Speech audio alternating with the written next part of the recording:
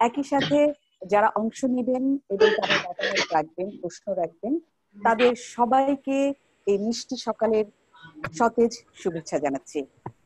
তামাক কোম্পানির হস্তক্ষেপ সূচক WHO framework convention on tobacco control FCTC article 5(3) বাস্তবায়ন প্রতিবেদন বাংলাদেশ 2020 শীর্ষক গবেষণার ফল প্রকাশ উপলক্ষে প্রজ্ঞা এবং অ্যান্টি টোবাকো মিডিয়া অ্যালায়েন্স আয়োজিত আজকের ওয়েবিনারে আপনাদেরকে স্বাগত। আমাদের আজকের অনুষ্ঠানে প্রধান অতিথি হিসেবে উপস্থিত আছেন পরিবেশ, বন ও জলবায়ু পরিবর্তন মন্ত্রণালয় সম্পর্কিত সংসদের স্থায়ী কমিটির সভাপতি এবং ইন্টার পার্লামেন্টারি ইউনিয়ন IPOর অনারারি প্রেসিডেন্ট জনাব সাবের হোসেন চৌধুরী।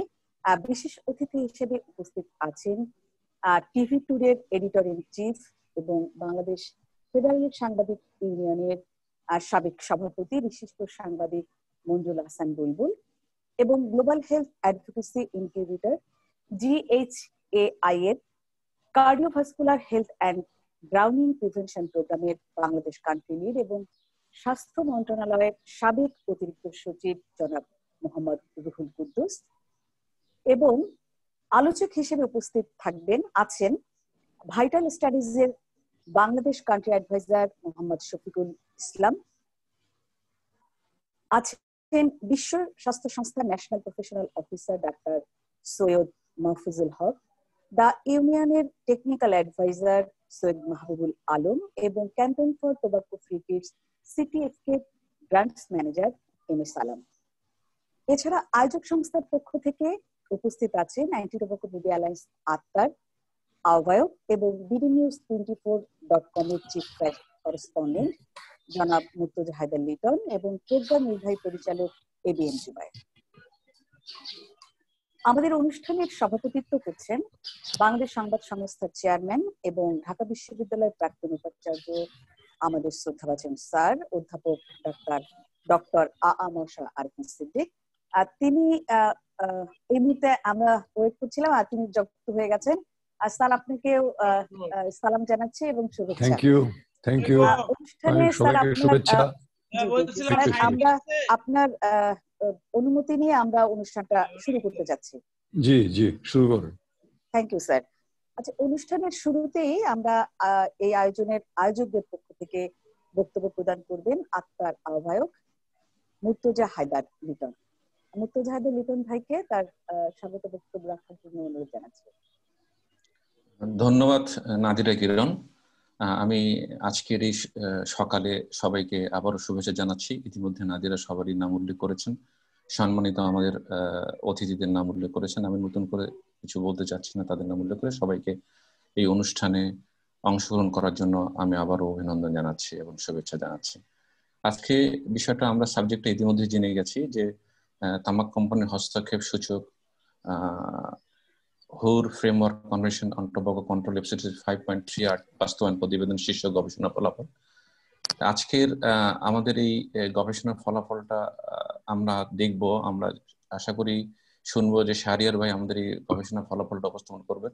গত বছর এই গবেষণাটা করা হয়েছে এবং আমরা আশা করছি যে আমরা 2040 সালের মধ্যে মাননীয় প্রধানমন্ত্রী শেখ হাসিনার যে ঘোষণা দিয়েছেন যে 2040 সালের মধ্যে তামাকমুক্ত বাংলাদেশ গড়বে, সে লক্ষ্যে আমরা কাজ করছি এবং আমরা মনে করছি যে আমাদের এই কাজগুলো, এই গবেষণাটা তারই একটি অংশ এবং আমরা দেখিয়ে দিতে চাই বা আমরা বলে দিতে চাই যে আমাদের 40 সালের টার্গেট পূরণ করতে হলে আমাদের কি কি করণীয় করা দরকার, কি কাজ বাকি আছে, কি করলে এই লক্ষ্যে আমরা বুঝতে পারবো, সেই বিষয়গুলো আজকে মোটামুটি তুলে ধরার চেষ্টা করা হবে। পাশাপাশি আমি যেটা বলছি যে গবেষণাটা নিয়ে আমরা করেছি প্রজ্ঞা এবং অ্যান্টি টোবাকো মিডিয়া, সেটা জিনিসটা হচ্ছে যে তামাক কোম্পানির হস্তক্ষেপ বিষয়টি আমরা জানি যে তামাক কোম্পানি বিভিন্নভাবে এই ক্ষেত্রে হস্তক্ষেপ করে থাকে। এর একটি পূর্ণাঙ্গ চিত্র আমরা এই গবেষণায় পাবো এবং আশা করি যে আমাদের এই ফলাফলের মাধ্যমে আমরা জানতে পারবো যে তামাক কোম্পানি আমাদের কি অবস্থানে অবস্থান করছে। আমি নাদিরা কিরণকে বলবো যে অনুষ্ঠান চালিয়ে যাওয়ার জন্য এবং সময় নষ্ট না করে আমরা গবেষণার ফলাফল শোনার জন্য অপেক্ষা করি। ধন্যবাদ সবাইকে। আবারও শুভেচ্ছা। ধন্যবাদ লিটন ভাই। তো আমরা চলে যাচ্ছি আমাদের মূল আয়োজনে, কারণ আমরা আজকে সেই ফলাফল প্রকাশের ওই জন্যই আয়োজন করেছি। তামাক কোম্পানির হস্তক্ষেপ সূচক WTO framework convention on tobacco control এফসিটিসি article 5-3 বাস্তবায়ন প্রতিবেদনের বাংলাদেশ প্রেক্ষাপটে বাংলাদেশ 2020 এই যে গবেষণা ফলাফল এখন তুলে ধরবেন প্রজ্ঞার তামাক নিয়ন্ত্রণ কর্মসূচির প্রধান মোহাম্মদ হাসান শাহরিয়ার। আমি এর আগে বলতে চাই যে ব্লুমবার্গ ফিলান্থ্রপিস এর স্টপ প্রজেক্টের আওতায় এই গবেষণার সার্বিক সহযোগিতা প্রদান করেছে global centre for good governance in tobacco control GGTC, Thammasat university, Thailand. তো শাহরিয়ার, আপনি আপনার গবেষণার ফলাফলটা যদি প্রকাশ করেন। ধন্যবাদ নাদিরা আপাকে। সবাইকে আসসালামু আলাইকুম, শুভ সকাল। আমি সময় ক্ষেপণ না করে সরাসরি আলোচনায় যাচ্ছি। একটু স্ক্রিন শেয়ার করার অনুমতি চাচ্ছি। অবশ্যই।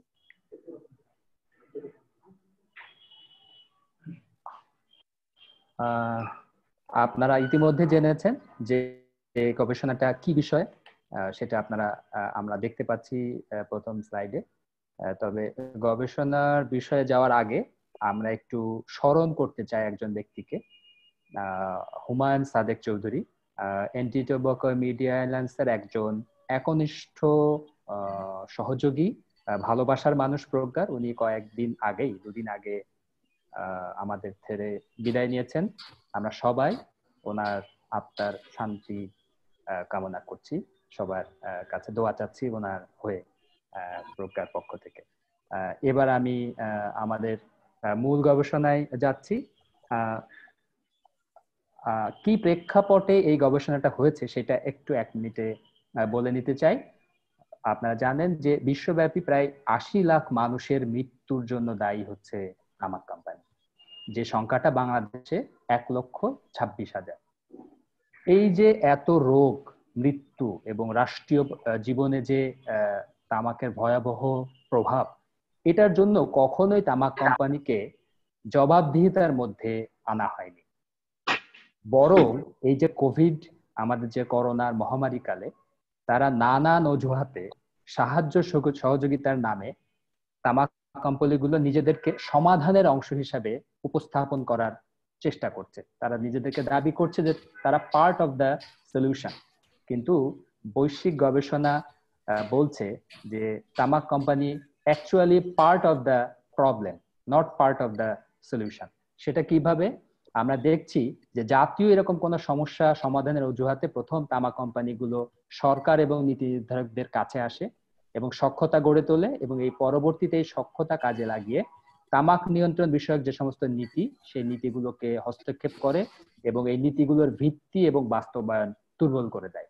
এটা তাদের নতুন কোনো কৌশল না, পৃথিবীব্যাপী তারা এটা করে থাকে। এটা তাদের অতি পুরনো একটা কৌশল। এই প্রেক্ষাপটেই আমরা এই গবেষণাটা পরিচালনা করেছি এবং আমরা দেখেছি যে তামাক কোম্পানিগুলো এই সাহায্য সহযোগিতার অজুহাতে সরকারের পাশে এসে দাঁড়াচ্ছে এবং তারা বলছে যে আমরা পার্ট অফ দ্য সলিউশন, সুতরাং আমাদের প্রতি যে আপনাদের নিয়ন্ত্রণ পদক্ষেপ সেটা কিছুটা শিথিল করে দেন।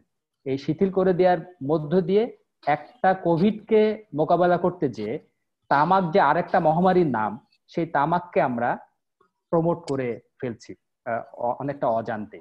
এই প্রেক্ষাপটে বাংলাদেশ সহ বিশ্বের 57টি দেশে এই যে গবেষণাটা আজকে উপস্থাপিত হচ্ছে, এই গবেষণাটা পরিচালিত হয়েছে এফসিটিসি অর্থাৎ WHO framework convention on tobacco control article 5 বাস্তবায়নের এটা তৃতীয় প্রতিবেদন। ইনেরো পরপর 3 বছর প্রজ্ঞা এটা করছে। এই এবছরের গবেষণায় 2019 সালের জানুয়ারি থেকে ডিসেম্বর মাস পর্যন্ত যে সমস্ত ঘটনা, সেই ঘটনাগুলোকে বিবেচনায় নেওয়া হয়েছে এবং শুধুমাত্র পাবলিকলি অ্যাভেলেবল ইনফরমেশনের ভিত্তিতে এই গবেষণাটা করা হয়েছে, যেটাকে আমরা রেফার করতে পারি। যে আর্টিকেল 5.3 নিয়ে এত আলোচনা, জাস্ট ফলাফলে যাওয়ার আগে 1 মিনিটে এটা একটু বলে নিতে চাই যে আর্টিকেল 5.3 আসলে কি বলছে। আর্টিকেল 5.3 বলছে যে এই এফসিটিসি আর্টিকেল 5.3 যারা স্বাক্ষর করেছে, এই স্বাক্ষরকারী দেশসমূহ তামাক কোম্পানির ব্যবসায়িক স্বার্থ ও অন্যান্য স্বার্থ থেকে তাদের জনস্বাস্থ্য বিষয়ক নীতিসমূহ সুরক্ষা করবে। এটা একটা অব্লিগেশন আর্টিকেল 5.3 এবং এইটার জন্য আর্টিকেল 5.3 আওতায় বেশ কিছু গাইডলাইন এফসিটিসি আর্টিকেল 5.3 এটা রিকমেন্ড করেছে।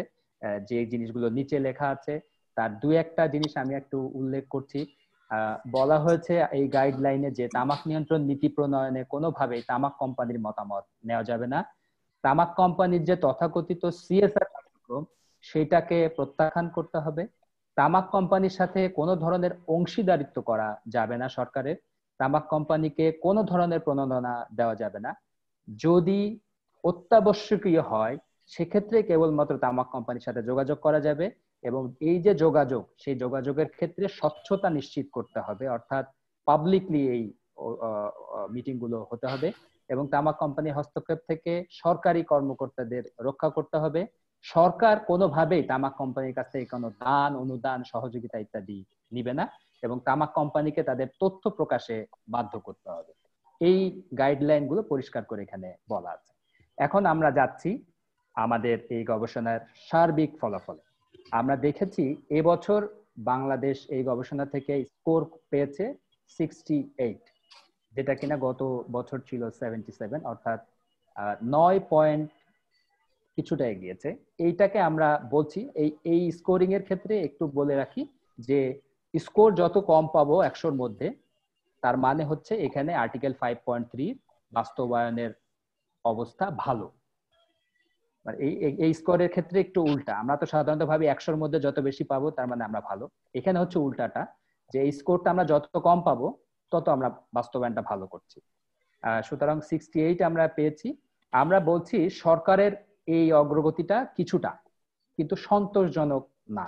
কেন সন্তোষজনক না সেটা ব্যাখ্যাটা আমরা ভিতরে দিব।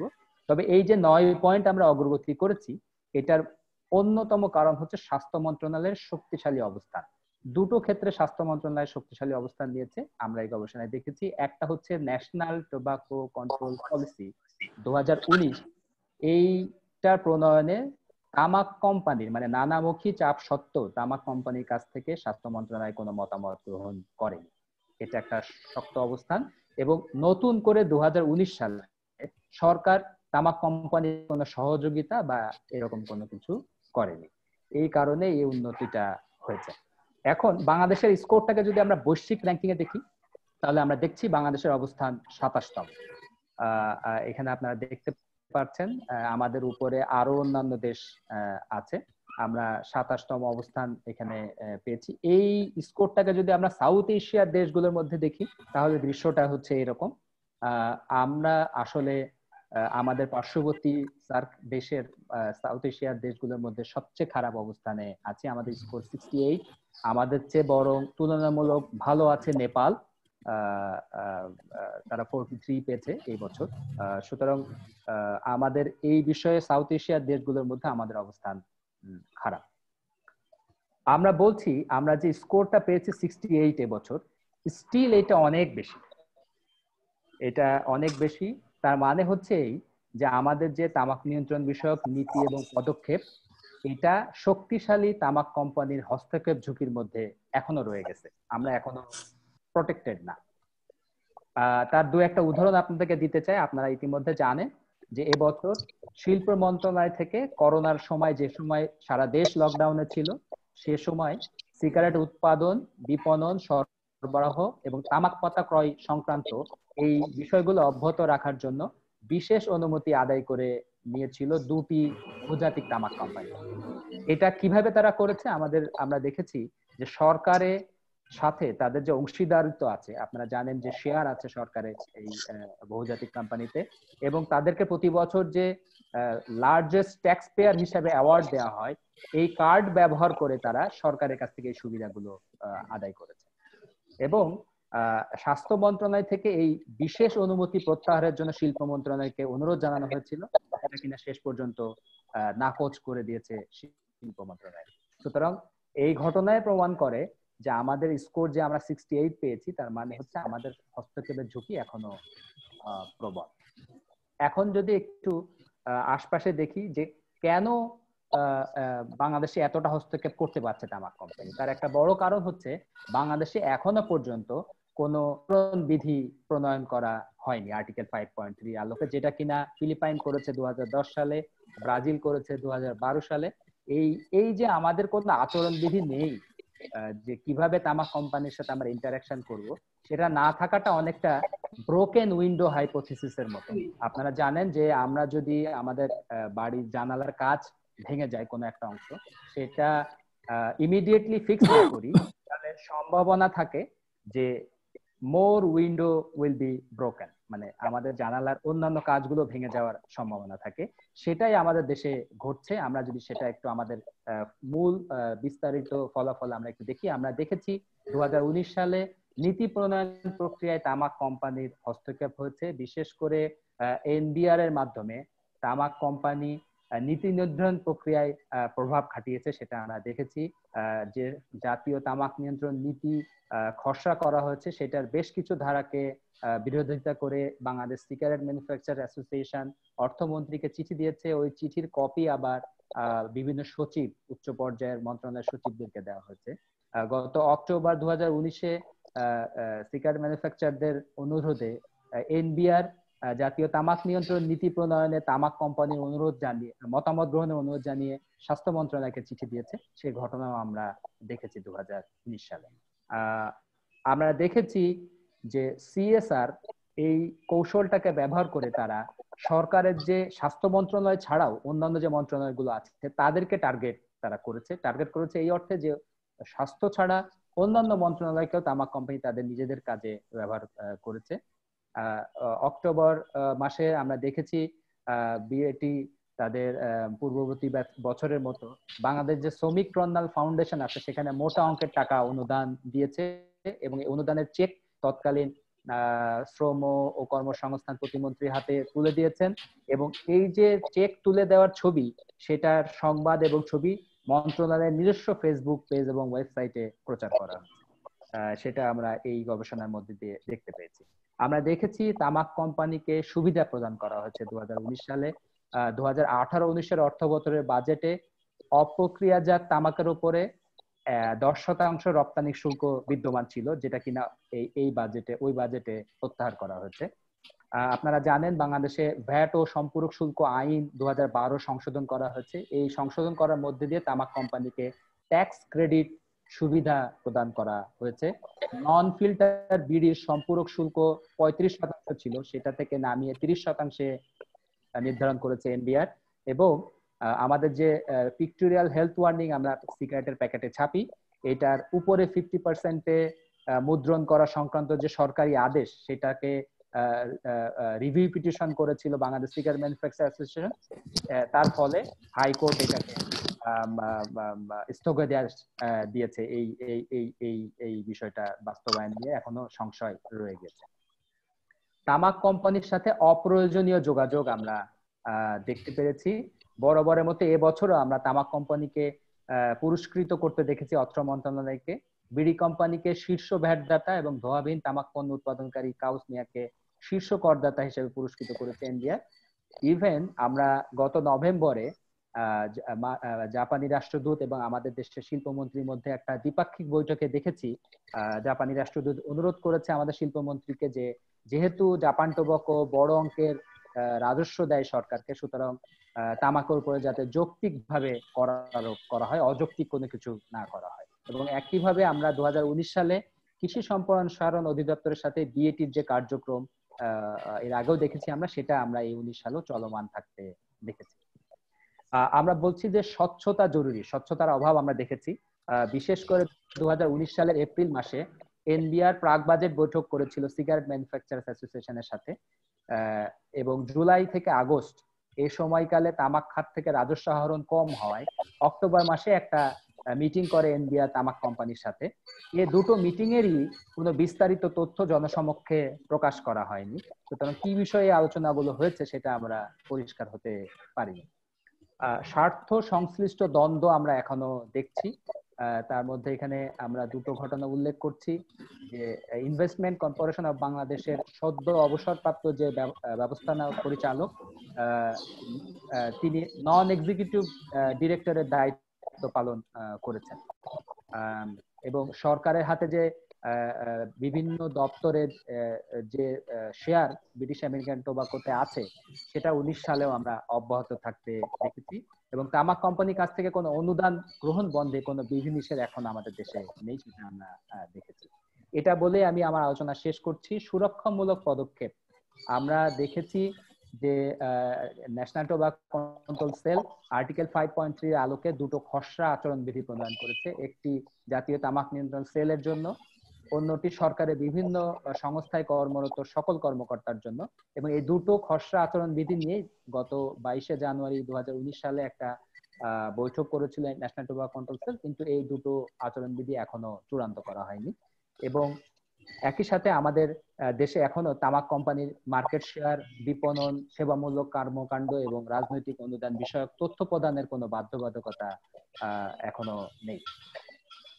এই অবস্থায় আমাদের এই গবেষণা যে সুপারিশগুলো করেছে সেটা দুই ভাগে। আপনারা জানেন বাংলাদেশে এখন তামাক নিয়ন্ত্রণ আইন সংশোধনের প্রক্রিয়া চলছে, কাজ চলছে। সেই প্রেক্ষাপটে দুটো রিকমেন্ডেশন এই গবেষণা করেছে। একটি হচ্ছে যে আইন সংশোধন করে আর্টিকেল 5.3 অনুযায়ী তামাক কোম্পানির সিএসআর কার্যক্রম সম্পূর্ণভাবে নিষিদ্ধ করতে হবে। আমাদের দেশে সিএসআর কার্যক্রম এখন পার্টলি নিষিদ্ধ, অর্থাৎ সিএসআর করা যাবে কিন্তু তামাক কোম্পানির লোগো, নাম, ট্রেডমার্ক ইত্যাদি ব্যবহার করা যাবে না। কিন্তু আমরা আইন সংশোধন করে তামাক কোম্পানির সিএসআর পুরোপুরি নিষিদ্ধ করার দাবি জানাচ্ছি। এই গবেষণা সেটাই রিকমেন্ড করছে। এখন পর্যন্ত বিশ্বের 63টি দেশ তামাক কোম্পানির সিএসআর নিষিদ্ধ করেছে, তার মধ্যে আমাদের পার্শ্ববর্তী দেশ নেপাল, থাইল্যান্ড এগুলো আছে। তামাক কোম্পানিকে পুরস্কৃত করা হয় এরকম কোন অনুষ্ঠানে সরকারি প্রতিনিধিদের অংশগ্রহণ বন্ধ করার কথা বলেছে এই গবেষণা। স্বার্থ সংশ্লিষ্ট দ্বন্দ্ব এড়ানোর জন্য তামাক কোম্পানির পক্ষ থেকে সরকারি কর্মকর্তাদের ইস্তফা দেওয়ার কথা বলেছে এই গবেষণা।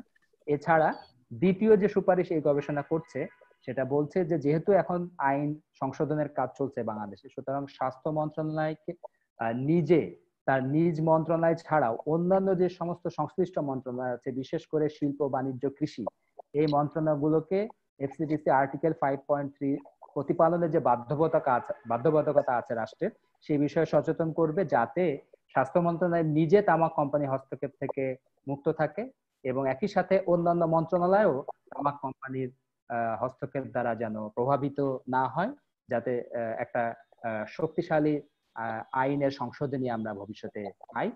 এখানে আমরা পরিষ্কার করে উল্লেখ করেছি যে এফসিডিসির যে আর্টিকেল 5.3 গাইডলাইন আছে, সেখানে সুপারিশ 3.4 বলা আছে যে তামাক কোম্পানির কাছ থেকে কোনো ধরনের মতামত নেওয়া যাবে না তামাক নিয়ন্ত্রণ নীতি প্রণয়নে।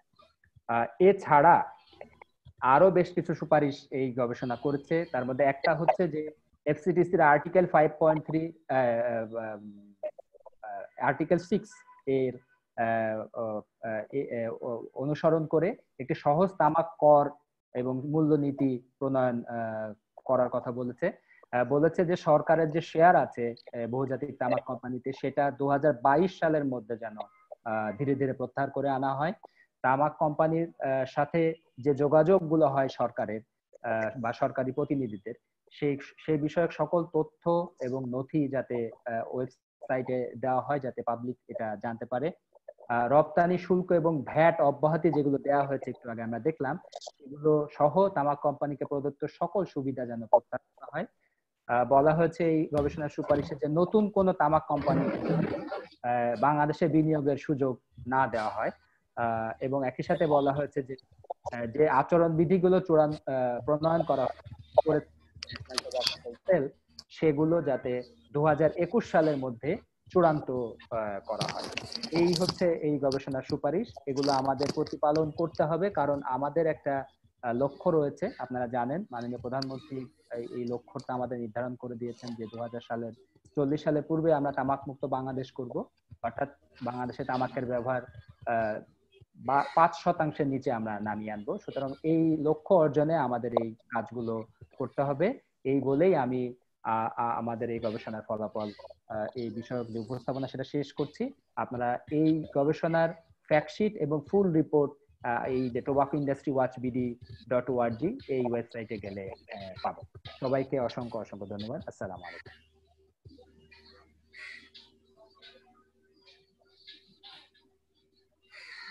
নাদিরা আপা, ওভার টু ইউ। সরি আমার তো এটাই ছিল। আর ধন্যবাদ হাসান শাহরিয়ার, খুব চমৎকার এবং সাবলীল ভাবে সহজ ভাষায় আমরা ফলাফল প্রকাশ পেলাম এবং একই সাথে তামাক কোম্পানির হস্তক্ষেপ রোধে আসলে কি কি পরামর্শ রয়েছে গবেষণায় সেগুলো আমরা খুব ভালোভাবে জানলাম। আমরা গত কয়েক বছরেই প্রতি বছরই আসলে এই যে তামাক কোম্পানির হস্তক্ষেপ রোধে সরকারের যে কি অবস্থান থাকা উচিত সেটা আমরা বলেছি এবং আমরা যারা এই সেক্টরে কাজ করছি আমরা জানি যে সরকারের একটি স্ববিরোধী অবস্থান রয়েছে। সেই অবস্থান থেকে সরকারকে সরে আসতে হবে।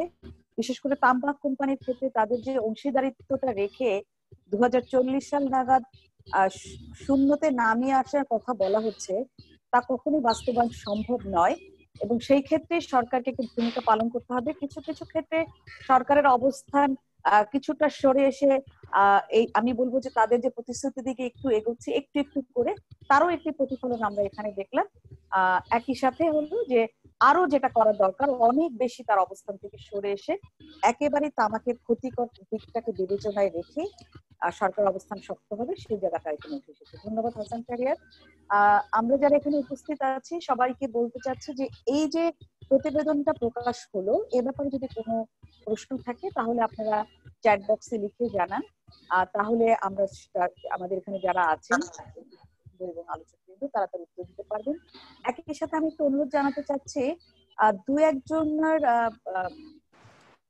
আপনার অনলাইনটা চালু থাকছে, এটা যদি একটু মিউট করে দেওয়া যায় এবং যদি আপনারা যদি সরে যান তাহলে যেন ছবিটা একটু অফ রাখলে আপনার সবার জন্য সুন্দর ভালো হচ্ছে এবং দৃষ্টি নন্দন হবে। আমরা এবার চলে যাচ্ছি আমাদের আলোচকদের বক্তব্যের পালায়। এবার বক্তব্য প্রদানের জন্য বিনীত অনুরোধ জানাচ্ছি দ্য ইউনিয়নের টেকনিক্যাল অ্যাডভাইজার সৈয়দ মাহবুবুল আলমকে বলছি, অনুরোধ জানাচ্ছি সৈয়দ মাহবুবুল আলম। ধন্যবাদ নাদিনা কিরণ আপা, সম্মানিত সভাপতি, আজকের বিশেষ অতিথি এবং অতিথিবৃন্দ। আমি প্রজ্ঞাকে ধন্যবাদ জানাই এই সুন্দর একটা উপস্থাপনের জন্য, গবেষণা তুলে আনার জন্য, যার মাধ্যমে আসলে আমরা বাংলাদেশের অবস্থান দেখতে পারি যে বাংলাদেশে কি হচ্ছে। আমি আসলে স্পেসিফিকলি তিনটা বিষয়ে কথা বলতে চাই। আমরা যখন তামাক কোম্পানির প্রভাব বলি, তামাক কোম্পানির তারা কিভাবে নীতিতে প্রভাব বিস্তার কথা বলে, তখন আমরা আসলে একটা আউটকাম দেখাই যেটা কি, কিন্তু তার ব্যাকগ্রাউন্ডে অনেকগুলো কাজ আছে। তার একটা হচ্ছে আইনি ভাবে তারা ইনফ্লুয়েন্স করার অনেক সুযোগ আছে। দ্বিতীয় হচ্ছে তাদের এক ধরনের মিথ কাজ করে। তৃতীয় হচ্ছে তারা ব্যক্তি দিয়ে প্রভাবিত করে কিন্তু প্রতিষ্ঠানকে ব্যবহার করে। আমি একটু ব্যাখ্যা করি যে বাংলাদেশের কতগুলো আইন আছে, সেই আইনে আপনার এগুলা ইন্টারফেয়ারেন্সের সুযোগটা তাদের দিয়ে রাখা হয়েছে। এটা একটা গবেষণা চলছে, আরো কিছুদিন পর এটা রিলিজ হবে। আপনারা একটা উদাহরণ দেই যে বাংলাদেশে যেমন কোস্টগার্ড আছে বা রাষ্ট্রপতির যে সম্মানী পদসূচক এই আইনগুলো আছে, সেই আইনগুলোতে দেখা আছে যে কি সুবিধা দিতে পারবে, সিগারেটের ট্যাক্স ফ্রি হবে, সিগারেটের ট্যাক্স ফ্রি হবে। এই যে এই সুযোগটা যে বাংলাদেশের বিভিন্ন বাহিনীকে তারা বিনামূল্যে তামাক দেওয়ার জন্য যে সুযোগ, এইটা একসময় হয়তো ছিল, অনেক আগে থেকে চলে আসছে। এখনকার সময় আমরা যখন জানি এটা ক্ষতিকর জিনিস, এই যে সুবিধা প্রদানের জন্য যে আইনগুলো আছে সেখানে এই ধরনের পণ্যগুলোকে বাতিল করে দেওয়া উচিত, এগুলোকে দেওয়া উচিত না। এগুলো রাষ্ট্রীয়ভাবে, যখন আমাদের মাননীয় প্রধানমন্ত্রী বলেছে যে 2040 সালের মধ্যে দেশকে তামাকমুক্ত করবে হবে, তাহলে রাষ্ট্রের কোনো আইনে এই ধরনের সিগারেট কোনো রাষ্ট্রীয় সংস্থাকে প্রদানের ব্যবস্থা থাকা উচিত না এবং এর জন্য কোনো ধরনের সাবসিডি থাকা উচিত না। আইনের এমন অনেকগুলো আইন আছে যে আইনগুলোতে ইন্ডাস্ট্রি এরকমের সুযোগ বা সুবিধাগুলো দেয়া আছে, এগুলো দিয়ে তারা প্রভাবিত করে। যেমন আমাদের ব্যান্ডরোল যেটা আছে, ব্যান্ডরোলের ক্ষেত্রে যে অনেকগুলো সুবিধা আছে, যেমন ধরেন তারা ব্যান্ডরোল আপনারা নিয়ে নেয় চালান দিয়ে, তারপর তারা টাকাটা পে করে। আমার কাছে মনে হয় বিড়ির ক্ষেত্রে যেটা কি করতে হয়, বিড়ির ক্ষেত্রে এটা কিনে নিতে হয় ব্যান্ডরোল গুলা, আগে টাকা দিয়ে কিনে নিতে হয় ব্যান্ড রোল আকারে সেটা। আর সিগারেট কোম্পানির ক্ষেত্রে দেওয়া আছে যে ব্যান্ড রোল গুলো তারা আগে চালান দিয়ে নিয়ে নেয়, তারপর নিয়ে নেওয়ার পরে তারা কত শতাংশ ব্যবহার করছে তার উপর তারা একটা টাকা জমা দেয়। ইভেন এই আইনে বলা আছে যে 1% ব্যান্ড রোল আপনার নষ্ট হয়ে যেতে পারে। হ্যাঁ, এটা ধরে এটা কোনো কোনো ক্ষেত্রে 2% পর্যন্ত। তাহলে 1% পর্যন্ত যদি আপনার ব্যবহার করা যেতে পারে, নষ্ট হয়ে যেতে পারে, ধরে কে নিশ্চিত করবে যে 1% ব্যান্ড রোল দেওয়া হয়েছে কি দেওয়া হয়নি বা লাগানো হয়েছে কিনা? এগুলো নানা ধরনের সুবিধা আইন নিয়ে বিধিমালায় দেওয়া আছে, এগুলো আইনগুলো রিভিউ করা উচিত, বাতিল করা উচিত। বাংলাদেশের সরকারের শেয়ার আছে সেই জিনিসটা যেটা বলা হয়, বাংলাদেশের সরকারের যে শেয়ার আছে, আমি এখানে একটা উদাহরণ দিই। বাংলাদেশের সরকার কত টাকা পায় শেয়ারের কারণে? 1600 কোটি টাকা পায়। আমরা যদি সরকার যদি স্পেসিফিক ট্যাক্স করে ওই টাকা তো এমনিই পাবে, সরকার তো শেয়ার থাকার দরকার নেই। আমরা তো সরকারকে বলছি এখন এই শেয়ারটা কেন থাকে? 6 জন যে সচিবদের আছে সেই সচিবের মাধ্যমে সরকারের নানাভাবে তারা যে প্রভাবিত করছে, তার একটা বড় বিষয় হচ্ছে যে তারা 1600 কোটি টাকা দেখা যায় সরকার 1600 কোটি টাকা ট্যাক্সের মাধ্যমে। বাংলাদেশে আপনারা জানেন কয়েকদিন আগে একটা বিখ্যাত ওষুধ কোম্পানি ছিল সানোফি, যেটাতে বাংলাদেশ সরকারের শেয়ার ছিল, তারা বাংলাদেশ থেকে চলে গেছে। আপনি দেখেন যে ওই কোম্পানি চলে গেছে, এটা নিয়ে কোনো ধরনের আলোচনা হয় নাই, কোনো ধরনের চেষ্টা হয় না, বা চলে যাচ্ছে। বাংলাদেশে এমন অনেকগুলো আছে সরকারের কোম্পানিতে শেয়ার আছে, সেগুলো তো আলোচনা না, বিএটি থেকে আলোচনা হয়। কারণ হচ্ছে ওই সরকারের যে ব্যক্তিরা থাকে সেই ব্যক্তিদের তারা ব্যবহার করে, ব্যক্তিদের তারা সুবিধা দিয়ে প্রতিষ্ঠানকে ব্যবহার করে। আমরা জানি আমাদের তামাক নিয়ন্ত্রণ আইনের বিধিমালা 2 বছর আটকানো কেন ছিল? যে সচিব ছিলেন তার একজন তার আত্মীয় সেই কোম্পানিতে চাকরি করে।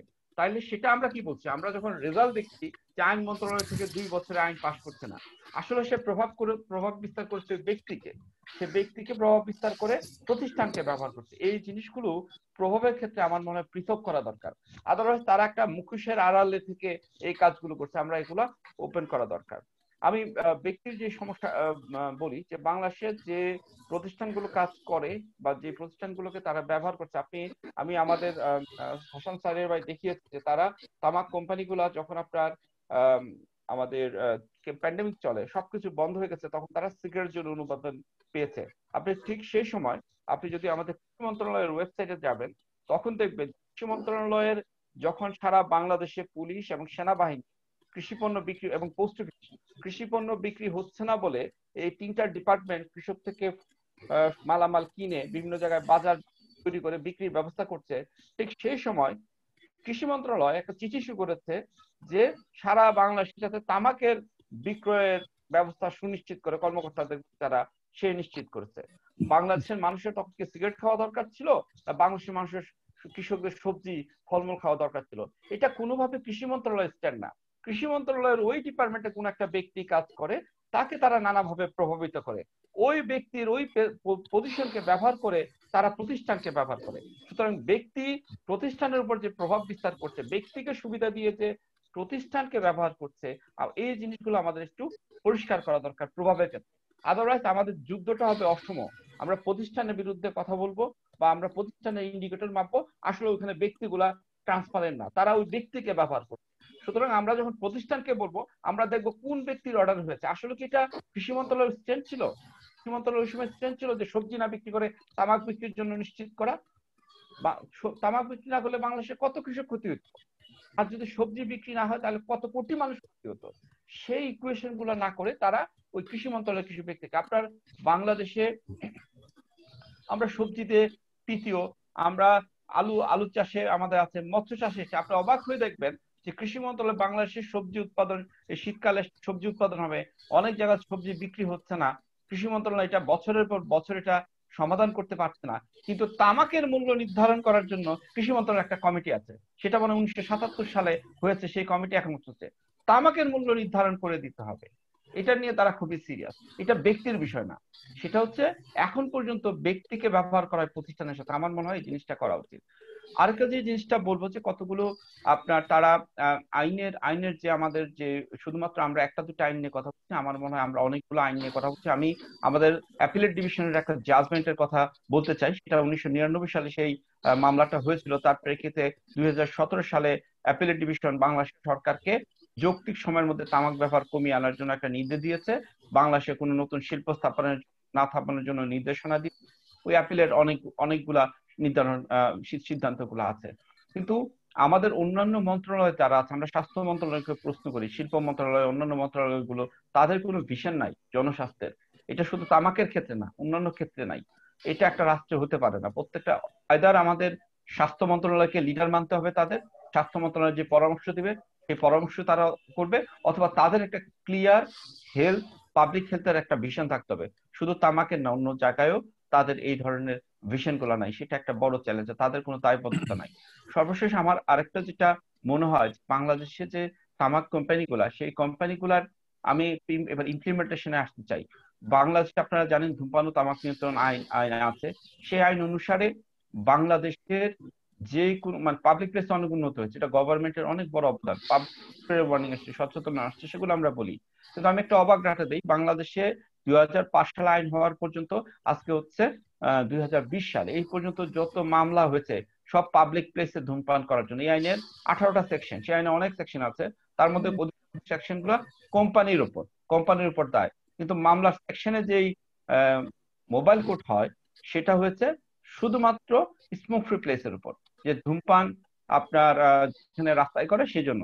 আপনার বিজ্ঞাপনের জন্য আমরা শত শত কমপ্লেন দিয়ে রাখছি, এখন এই কোর্টে হাজার খানেক কমপ্লেন দেওয়া আছে। এটা হয় না। কারণ কি? কারণ হচ্ছে যে এই যে আমাদের জেলা প্রশাসন যে প্রতিষ্ঠানগুলোতে আছে, সেই প্রতিষ্ঠানগুলোতে তারা নানাভাবে প্রভাব বিস্তার করে। যদি কোনো কমিটেড অফিসার থাকে, তারা প্রভাব বিস্তার করে। আর এই আইনের সবচেয়ে বড় দুর্বলতা আমি একটা বলে দিতেছি, এই আইনটা বাংলাদেশে অনেক আইন আছে যেখানে সাধারণ নাগরিক আদালতে যেতে পারে। এই আইনের মধ্যে সাধারণ নাগরিকের সরাসরি আদালতে যাওয়ার বিধানটাকে বন্ধ করে রাখা হয়েছে। সেই কারণে তামাক কোম্পানিগুলোর বিরুদ্ধে এত আইন ভঙ্গ করার প্রেক্ষিতে তাদের বিরুদ্ধে কোনো মামলা হয় না, মামলা করতে পারে না। কারণ সরকারি কর্মকর্তাদের তাদের পোস্টে থেকে মামলা করার সক্ষমতা বা সমস্যা অনেক আছে, একটা প্রশাসনিক জটিলতা আছে, প্রভাব বিস্তারে আছে। তো আমি এখানে আমাদের সম্মানিত সংসদ সদস্য আছেন, আমি মনে করবো যে বাংলাদেশে বেশ কিছু আইন আছে, পরিবেশ আইন, বিভিন্ন আইনে এই ধরনের, সেই আইনগুলো আসলে করে এটাকে আসলে আইনের ক্ষমতা দেওয়া উচিত। আপনাকে ওদের সবাইকে ধন্যবাদ। ধন্যবাদ সৈয়দ মাহবুবুল আলম। আমরা আসলে বুঝতেই পারছেন যে ওয়েবিনারের একটা নির্দিষ্ট সময়সীমা রয়েছে, এবং যেহেতু সরাসরি আসলে বসে কথা হয় না, এবং একজন আরেকজনের সাথে সরাসরি ইন্টারেকশন না হলে কথা যত বেশি হয়ে যায়, তখন কিন্তু অনেক সময় মনোটোনাস যাতে না হয় সেই বিষয়টা আমরা খেয়াল রাখি। এবং সবচেয়ে কথা হলো সময়টাকে আমাদের সবাইকে খেয়াল করতে হবে। আমরা একটা অফিসিয়াল টাইমে বসেছি, আমরা পরবর্তী যারা বক্তব্য রাখবেন সেই মাথায় রেখে একটু সংক্ষিপ্ত করে যদি আপনারা বক্তব্য রাখেন, সবাই শুনতে পারবে এবং সবার বক্তব্য আমরা শোনার মানে সুযোগ পাবো। এবার বক্তব্য প্রদানের জন্য বিনীতভাবে অনুরোধ জানাচ্ছি campaign for tobacco free kids CTFK branch manager M A. সালামকে। সালাম ভাই। আসসালামু আলাইকুম। আজকের সবার সম্মানিত সভাপতি, মাননীয় প্রধান অতিথি, বিশেষ অতিথিবৃন্দ, আলোচকবৃন্দ, সুধীবৃন্দ, আসসালামু আলাইকুম। আজকের এই উপস্থাপনায় গবেষণালব্ধ উপস্থাপনার প্রত্যেকটি বিষয় আমরা অনেক সুন্দরভাবে উপস্থাপন করার জন্য প্রজ্ঞা, আত্মা এবং স্টক প্রজেক্টের কর্তৃপক্ষকে অনেক অনেক ধন্যবাদ জানাচ্ছি। আমি মনে করি যে প্রত্যেকটি সুপারিশ, প্রত্যেকটি বিষয় আমাদেরকে বাস্তবায়নের জন্য গুরুত্ব দিতে হবে, কারণ এখানে নিহিত রয়েছে তামাক মুক্ত বাংলাদেশ গড়ার মূল বিষয়গুলো। আমার মনে হয়েছে যে এই সুপারিশগুলো যদি আমরা শতভাগ বাস্তবায়ন করতে পারি, তাহলে তামাক মুক্ত বাংলাদেশ গড়তে আমাদের অন্য যে বিষয়গুলো আছে সেগুলো সহজতর হবে। আমি একটা বিষয় বলি, জানি না এই গবেষণা অনেকগুলো বিষয় এসছে, কিন্তু একটা দুঃখজনক বিষয়, বারবার আমরা তামাক বিরোধী সংগঠন, তামাক বিরোধী কর্মীরা অত্যন্ত আহত হয়েছি যখন দেখেছি যে এসেনশিয়াল গুডস এর অধীনে তামাক কোম্পানিগুলোকে করোনাকালীন সময়ে তাদের পণ্য বিপণন এবং সরবরাহ করার জন্য অনুমতি দেওয়া হলো, এবং স্বাস্থ্য মন্ত্রণালয় যখন সেটাকে করার জন্য, বন্ধ করার জন্য রিকোয়েস্ট করলেন, সেটাকে শিল্প মন্ত্রণালয় গ্রহণ করলেন না। অর্থাৎ শিল্প মন্ত্রণালয় আমাদেরকে আহত করলেন এবং সমস্ত আয়োজনটাকে তারা মানুষের বিপক্ষে নিয়ে গেলেন, জনস্বাস্থ্যের বিপক্ষে নিয়ে গেলেন। দ্বিতীয়ত বিষয়টি বলবো, অনেক কিছু আলোচনা উঠে এসেছে। একটা বিষয় আমরা জানি যে যখন মাননীয় প্রধানমন্ত্রী এবছরের জন্য প্রণোদনা ঘোষণা করলেন, করোনাকালীন প্রণোদনা বিভিন্ন ইন্ডাস্ট্রিকে বিভিন্ন কর্তৃপক্ষ দেওয়া হলো, যে তামাক কোম্পানিগুলো 5 গুণ মুনাফা করলো তারাও কিন্তু এবারে করোনাকালীন প্রণোদনার অংশ পেয়েছেন। আমি জানি না যে আমার পূর্ববর্তী আইন ভাই বলেছেন যে এগুলো ব্যক্তি বিশেষের কলকাঠি নাড়ার কারণে একটা সরকারি সিদ্ধান্ত ক্ষতিগ্রস্ত হচ্ছে। আমরা দেখেছি আমাদের আইনে কিছু দুর্বলতার কারণে তামাক কোম্পানিগুলো সেগুলোকে কাজে লাগাচ্ছে, যেমন সিএসআর অ্যাক্টিভিটিস নামে এখনো সরকারের বিভিন্ন শক্তিশালী সংগঠন, সেনাবাহিনী, বিডিআর এবারও ব্যবহার করা হয়েছে এবং তার মাধ্যমে সরকারি নীতি নির্ধারণীদের তারা বিভিন্নভাবে প্রভাবিত করে তামাক কোম্পানির স্বার্থ রক্ষার জন্য ব্যবহার করছে। আমরা মনে করি এটা সিএসআর কার্যক্রম সম্পূর্ণরূপে বন্ধ করা হোক এবং এটা বন্ধ এখনই সময়। কারণ তামাক কোম্পানি আমরা যদি মাননীয় প্রধানমন্ত্রীর 2040 সালের তামাক মুক্ত বাংলাদেশ স্থাপন করতে চাই, প্রতিষ্ঠা করতে চাই, তাহলে তার জন্য এখনই আমাদেরকে এই ব্যবস্থা নিতে হবে। আমরা দেখেছি যে শুধু এই আর্টিকেল 5.3 আলোকের সাথে সাথে অসামঞ্জস্যপূর্ণ অনেকগুলো বিষয় তামাক কোম্পানিগুলো করে যাচ্ছেন। ব্যক্তিগতভাবে সরকারের বিভিন্ন প্রভাবশালী ব্যক্তি, যারা অবসরপ্রাপ্ত ব্যক্তি, তাদেরকে কাজে লাগে, তাদের প্রভাবকে কাজে লাগে এই তামাক নিয়ন্ত্রণ আইনকে বৃদ্ধাঙ্গুলি দেখে তারা আমাদের জনস্বার্থের ব্যাপকভাবে ক্ষতিগ্রস্ত করছেন। আমরা মনে করি সিএসআর কর্মসূচির সাথে সাথে টোবাকো কোম্পানি, তামাক কোম্পানির সর্বরকমের বিজ্ঞাপন, বিশেষ করে বিক্রয় স্থলে বিজ্ঞাপন বন্ধ করা উচিত। তামাক কোম্পানির সমস্ত পাবলিক প্লেসে যে কোনো জায়গায় যে আইনগুলো আছে সেখানে তামাক কোম্পানিকেও দায়ী করে আমাদের আইনকে পরিবর্তন করে শক্তিশালী যুগ উপযোগী, সময় উপযোগী আইন করা উচিত। এভাবেই আমরা আগামী দিনগুলোতে আইন সংশোধনের মাধ্যমে মাননীয় প্রধানমন্ত্রী ঘোষিত অনেক কাঙ্ক্ষিত বাংলাদেশ, তামাক মুক্ত বাংলাদেশ গড়তে পারবো। জনস্বাস্থ্যের এক বিরাট অংশের মৃত্যুকে আমরা রোধ করতে পারবো। 1,26,000 জীবনকে প্রতি বছর আমরা রক্ষা করতে পারবো। এই আবেদন রেখে এখানে যারা আছেন, তারা পলিসি মেকার অনেকে আছেন, তাদের সমবেত প্রচেষ্টার অনুরোধ জানিয়ে, বাস্তব প্রচেষ্টার অনুরোধ জানিয়ে, কারণ কোম্পানিগুলো স্বার্থের জন্য কাজ করছে। আমরা সবাই যদি শুধু উপদেশ দিতে দিলে কাজে লাগবে না, সবার কার্যক্রম গ্রহণ করার মাধ্যমে সমবেতভাবে এই অবস্থার উন্নতির জন্য আবেদন রেখে আবারও সবাইকে অনেক অনেক শুভেচ্ছা, অভিনন্দন এবং মোবারক বানিয়ে সবাই নিরাপদ থাকুন এই কামনা করে বিদায় নিচ্ছি। আসসালামু আলাইকুম।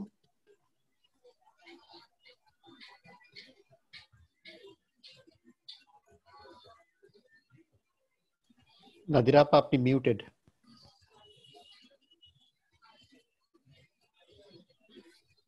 ধন্যবাদ সালাম ভাই, আপনি চমৎকার করে বলেছেন এবং আপনি আসলে বিদায় নিবেন না, আমাদের সাথে যারা আছেন, আমাদের প্রধান অতিথি নিশ্চয়ই তাদের কথা শুনবেন। এবার বক্তব্য প্রদানের জন্য বিনীতভাবে অনুরোধ জানাচ্ছি বিশ্ব স্বাস্থ্য সংস্থার national professional officer doctor Syed Mahfuzul Haque. ধন্যবাদ নাদিরা আপা। সম্মানিত সভাপতি মহোদয়, সম্মানিত প্রধান অতিথি, বিশেষ অতিথিবৃন্দ, উপস্থিত সুধীমণ্ডলী, আসসালামু আলাইকুম। প্রথমে আমি শাহরিয়ারকে ধন্যবাদ দিতে চাই চমৎকার উপস্থাপনার জন্য। সবসময় চমৎকার উপস্থাপনা করে, এবারের উপস্থাপনাটিও চমৎকার ছিল। এই ওর উপস্থাপনাতে আমরা দুটো দিক দেখতে পাই। একটা হচ্ছে কিছু আশার দিক। আমরা যদি গত বছরের সাথে এবছরেরটা মিলাই, খারাপের দিক থেকে আমরা গত বছর ছিলাম তৃতীয়, এবার অষ্টম। তার মানে আমরা কিছুটা উন্নতি করেছি। গত বছরের রিপোর্ট যদি দেখি, আমাদের চেয়ে খারাপ করছিল দুটো দেশ, এবার আমাদের চেয়ে খারাপ করছে প্রায় 13টা দেশ।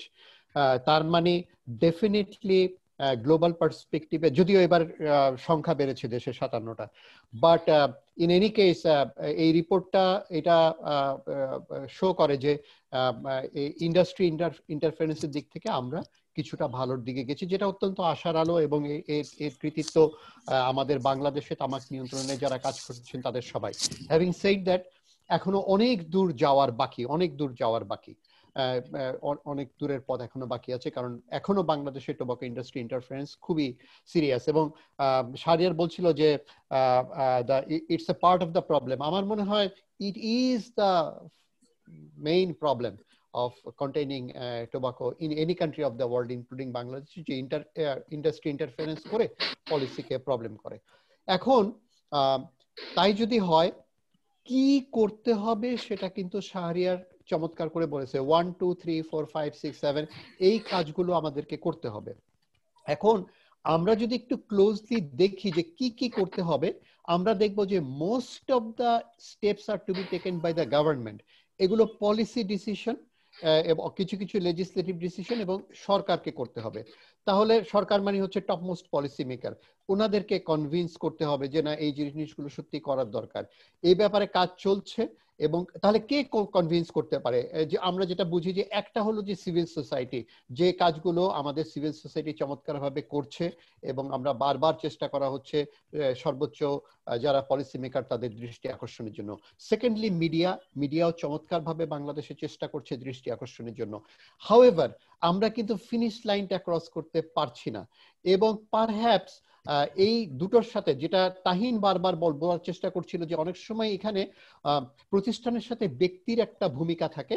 সুতরাং আমরা যখন সিভিল সোসাইটি এবং মিডিয়া থেকে প্রতিষ্ঠানকে অ্যাড্রেস করে অ্যাপ্রোচ করছি, সেই সাথে ইন্ডাস্ট্রি যদি ব্যক্তিকে অ্যাড্রেস করে তাদের সুযোগ নিতে চায়, তাহলে আমরা কেন সেই রকম যারা কনসার্ন ব্যক্তি তাদেরকে অ্যাপ্রোচ করব না? এবং ব্যক্তিকে অ্যাপ্রোচ করতে হলে কিন্তু ব্যক্তি পর্যায়ে যেতে হয়।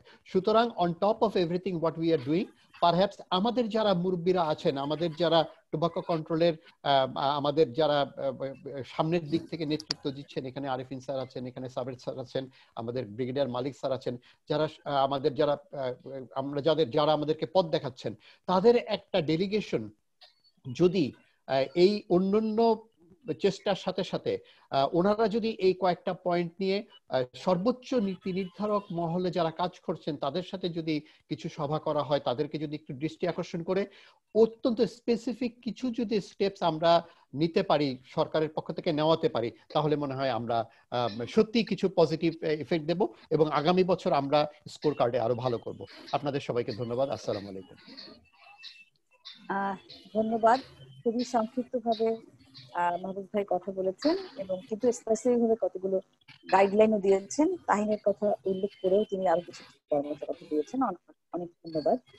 এবার বক্তব্য প্রদান করার জন্য বিনীত অনুরোধ জানাচ্ছি ভাইটাল স্টাডিজ এর বাংলাদেশ কান্ট্রি অ্যাডভাইজার মোহাম্মদ শফিকুল ইসলামকে। ধন্যবাদ। মাননীয় সভাপতি, মাননীয় প্রধান অতিথি, বিশেষ অতিথিবৃন্দ, সহকর্মীবৃন্দ, আসসালামু আলাইকুম। আমি সংক্ষেপেই বলবো, আসলে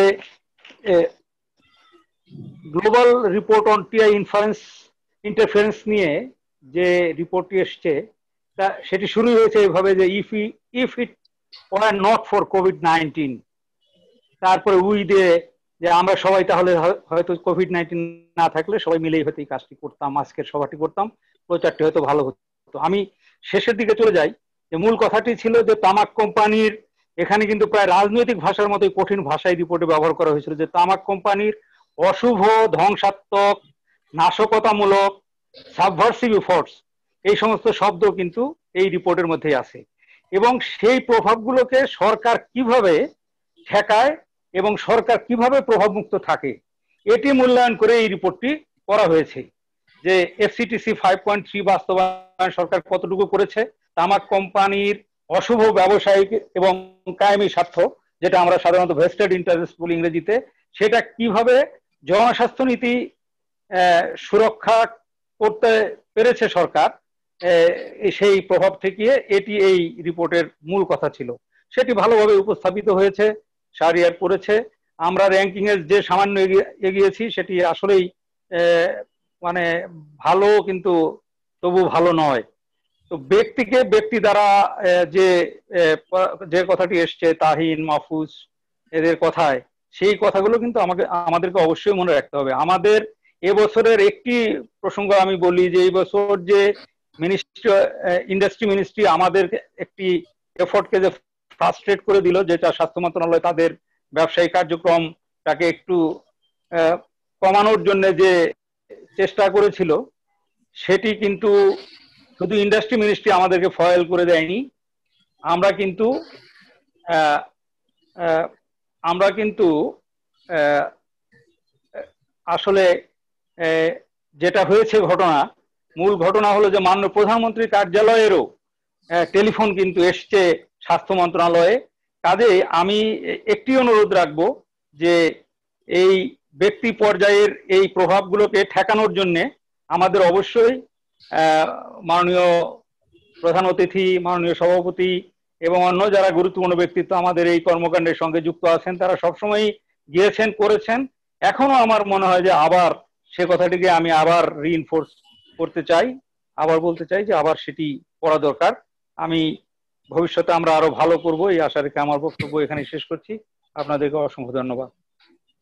ধন্যবাদ সুপ্রিম ভাই, খুব সংক্ষেপে আপনি স্পেসিফিক দুটো কথা বলেছেন। এবং আমাদের যারা আমরা এই সেক্টরে কাজ করছি, আমাদের আসলে এই বিষয়গুলোতে অনেক বেশি আলোকপাত করার প্রয়োজন রয়েছে। এবার চলে যাচ্ছে আমাদের অতিথি পর্বে। এবার বিশেষ অতিথি বক্তব্য প্রদানের জন্য অনুরোধ জানাচ্ছি global health advocacy incubator GHAI এর cardiovascular health and drowning prevention প্রোগ্রামের বাংলাদেশ কান্ট্রি লিড এবং স্বাস্থ্য মন্ত্রণালয়ের সাবেক অতিরিক্ত সচিব জনাব মোহাম্মদ রুহুল কুদ্দুস ভাইকে তার বক্তব্য প্রদানের জন্য অনুরোধ জানাচ্ছি। ধন্যবাদ নাদিরা আপা। মাননীয় সভাপতি, মাননীয় প্রধান অতিথি, বিশেষ অতিথি, আলোচক বৃন্দ, সম্মানিত সুধীবৃন্দ, আসসালামু আলাইকুম। জনাব শাহরিয়ারকে তার সুন্দর উপস্থাপনার জন্য ধন্যবাদ। যদিও আমরা দেখতে পাচ্ছি যে এখানে বাংলাদেশ কিছু অগ্রগতি অর্জন করেছে, বাট সে অগ্রগতিটা এটি খুব আশাপ্রদ না, কারণ আমাদের আরো অগ্রসর হবার প্রয়োজন রয়েছে। টোবাকো ইন্ডাস্ট্রি ইন্টারফারেন্স সম্পর্কে আমি আমার একটি ব্যক্তিগত অভিজ্ঞতা আপনাদের সাথে শেয়ার করতে চাই। 2 বছরের বেশি সময় ধরে আমি টোবাকো কন্ট্রোল সেলের কোঅর্ডিনেটর হিসেবে কাজ করেছিলাম।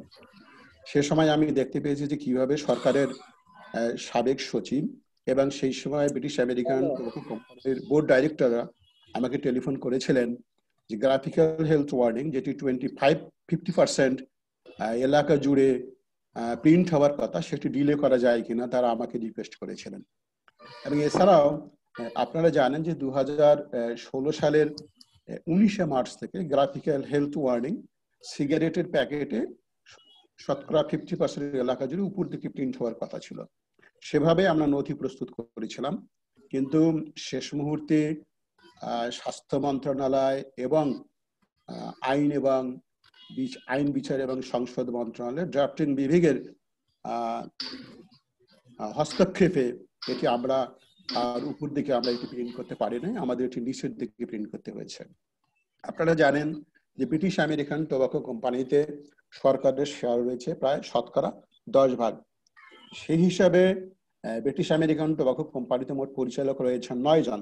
এখানে সরকারের পক্ষ থেকে 1 জন পরিচালক হতে পারে, কিন্তু দেখা যাচ্ছে যেখানে 6 জন পরিচালক সরকারের সচিব পর্যায়ের কর্মকর্তা রয়েছেন।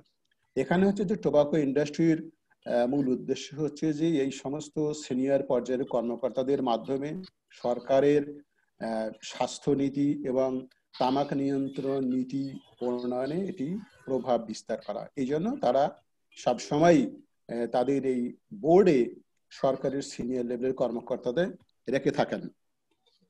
এবং যেখানে সরকারের সচিব পর্যায়ের কর্মকর্তাদের উচিত হলো যে জনস্বাস্থ্য রক্ষার জন্য নিজেকে উৎসর্গ করা, কিন্তু সেখানে তারা ব্রিটিশ আমেরিকান টোবাকো কোম্পানির বোর্ডে বসে কিভাবে দেশে টোবাকো ব্যবসার প্রসার ঘটানো যায় তারা সে কাজটি করতেছে। এটি সত্যিকার অর্থে আমি মনে করি যে জনস্বার্থে অর্থাৎ কনফ্লিক্ট অফ ইন্টারেস্ট, এবং তারা জনস্বার্থ বিরোধী কাজ করছেন। এবং এই জন্য অবশ্যই এখানে গবেষণা জনাব শাহরিয়ার বলছিলেন, তারা সুপারিশ রেখেছেন যে এই সকল সিনিয়র কর্মকর্তার জন্য British American tobacco company board থেকে পদত্যাগ করেন। কিন্তু যেহেতু সরকার তাদেরকে দায়িত্ব প্রদান করেছে, তারা এখানে পদত্যাগ করতে পারবেন না যতক্ষণ পর্যন্ত না সরকার তাদের শেয়ার এখান থেকে প্রত্যাহার করে। সেই দিকে আমরা দাবি করব যে সরকার ইমিডিয়েটলি ব্রিটিশ আমেরিকান টোবাকো কোম্পানিতে তাদের যে শেয়ার রয়েছে এই শেয়ারটি তারা প্রত্যাহার করবেন। কারণ একই সঙ্গে সরকার তামাকের নিয়ন্ত্রণের জন্য আইন প্রণয়ন করবেন, নীতি প্রণয়ন করবেন, আবার তামাকের ব্যবসায় সম্পৃক্ত থাকবেন, এটি হতে পারে না, এটি কনফ্লিক্ট অফ ইন্টারেস্ট। কাজেই অতি দ্রুত সরকারকে এই ব্রিটিশ আমেরিকান টোবাকো কোম্পানির শেয়ার প্রত্যাহার করতে হবে। এইখানে আমাদের যে আইনটি রয়েছে 2005 সালের ধূমপান এবং তামাকজাত দ্রব্য নিয়ন্ত্রণ আইন, এখানে আইনের কিন্তু উদ্দেশ্যে বলা হয়েছে যে ফ্রেমওয়ার্ক কনভেনশন অন টোবাকো কন্ট্রোলের বিধানাবলী কার্যকর করার লক্ষ্যে কিন্তু এই আইনটি প্রণয়ন করা হয়েছে। এই আইনের সকল ফ্রেমওয়ার্ক কনভেনশনের সকল বিধান কিন্তু আমাদের এই আইনে সন্নিবেশ করা হয়নি। আমি মনে করি যে বিধানগুলো এখনো এই আইনের বাইরে রয়েছে, সেগুলো সন্নিবেশ করা দরকার। যেমন এফসিটিসির 6 ধারা অনুযায়ী যে সরকার তামাক কর বিষয়ে একটা সুনির্দিষ্ট নীতিমালা প্রণয়ন করবেন, এটি এখানে অন্তর্ভুক্ত করা দরকার। এছাড়াও আর্টিকেল 5.3, যে আর্টিকেল 5.3-তে বলা হচ্ছে যে সরকার স্বাস্থ্যনীতি প্রণয়ন বিষয়ক সকল কার্যক্রম থেকে তামাক ইন্ডাস্ট্রিকে দূরে রাখবে। শুধু এ বিষয়ে যে শুধু স্বাস্থ্য মন্ত্রণালয় যে তাদেরকে দূরে রাখবে তা না, এই তামাক বিষয়ক নীতি প্রণয়নের ক্ষেত্রে কিন্তু বাণিজ্য মন্ত্রণালয়, শিল্প মন্ত্রণালয়, শ্রম ও কর্মসংস্থান মন্ত্রণালয়, কৃষি মন্ত্রণালয় সম্পর্কিত রয়েছে। এ সকল মন্ত্রণালয়কেও আর্টিকেল 5 অনুযায়ী ব্যবস্থা গ্রহণ করা দরকার। আমি এখানে আরেকটি বিষয় বলতে চাই যে বাংলাদেশ সরকার framework convention of tobacco control স্বাক্ষর করেছে, রেটিফাই করেছে, তার প্রেক্ষিতে আইনও প্রণয়ন করেছে। কিন্তু যেহেতু এফসিটিসির সকল ধারা এই আইনের ভিতরে নিয়ে আসা হয় না, সেহেতু সকল কিন্তু অটোমেটিক বাংলাদেশে কার্যকর হবে না। সেই জন্য আর্টিকেল 5.3-কে আমাদের আইনের অংশ করা প্রয়োজন।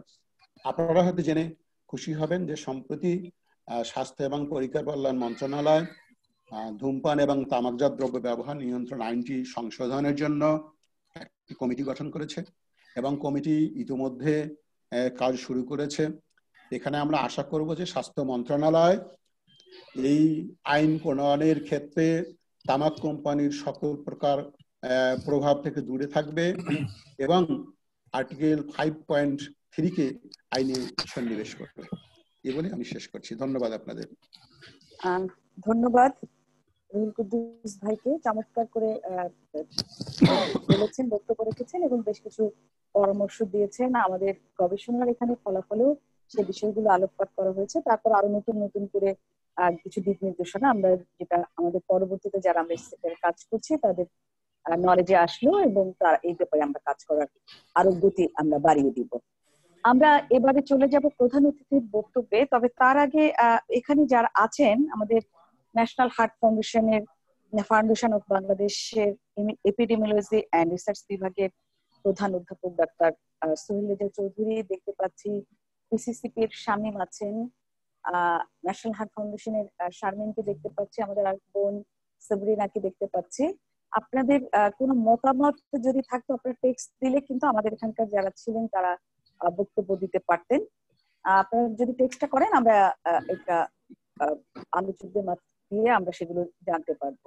এবার আমরা চলে যাচ্ছি আমাদের প্রধান অতিথির বক্তব্যে। তবে তার আগে বলি আমাদের এখানে আমাদের বিশিষ্ট সাংবাদিক মঞ্জুল হাসান বুলবুল তার থাকার কথা ছিল এবং তিনি চেষ্টা করছেন আমাদের সাথে যুক্ত হতে, আমরা জেনেছিলাম, কিন্তু সম্ভবত কোনো টেকনিক্যাল কারণে তিনি আমাদের সাথে সংযুক্ত হতে পারেননি। আমরা চলে যাচ্ছি আমাদের প্রধান অতিথির বক্তব্যে। আমাদের আজকের অনুষ্ঠানের প্রধান অতিথি আমাদের প্রিয় মানুষ এবং বন ও জলবায়ু পরিবর্তন মন্ত্রণালয় সম্পর্কিত সংসদীয় স্থায়ী কমিটির সভাপতি এবং ইন্টার পার্লামেন্টারি ইউনিয়নের honorary president Sabir Hossain Chowdhury MP. Sabir ভাই, আপনাকে আপনার বক্তব্য দেওয়ার জন্য বিনীত অনুরোধ জানাচ্ছি। অনেক ধন্যবাদ নাদিরা আপনাকে, আমাদের সম্মানিত সভাপতি, আমাদের সকল শ্রদ্ধেয় আরিফিন সিদ্দিকী। করোনা না হলে হয়তো আমরা সরাসরি উপস্থিত হয়ে আজকের এই অনুষ্ঠানে অংশগ্রহণ করতাম, তবে সবাইকে ভার্চুয়ালি আমি আমার পক্ষ থেকে আমার সালাম এবং ধন্যবাদ জানাচ্ছি আজকের এই অনুষ্ঠানের আয়োজকদের। যাদের বক্তব্য শুনলাম সকলকে আমি ধন্যবাদ জানাই। প্রথমে হাসান শাহরিয়ার, প্রতি বছর উনি চমৎকার ভাবে একটা উপস্থাপনা আমাদের সামনে নিয়ে আসেন, তবে সেখানে আমার দুঃখটা থেকে যায় যে এত ভালো কাজ করার পরেও সেই কাজের প্রতি আমরা সুবিচার করতে পারি না, কেননা সেখানে অনেক মূল্যবান তথ্য থাকে। বিশেষভাবে আজকে যে বক্তব্যটি আমি বিশেষভাবে উল্লেখ করবো সৈয়দ মাহবুবুল আলম, উনি অনেক মূল্যবান কথা বলেছে এবং আমার মনে উনি মূল জায়গায় গেছেন।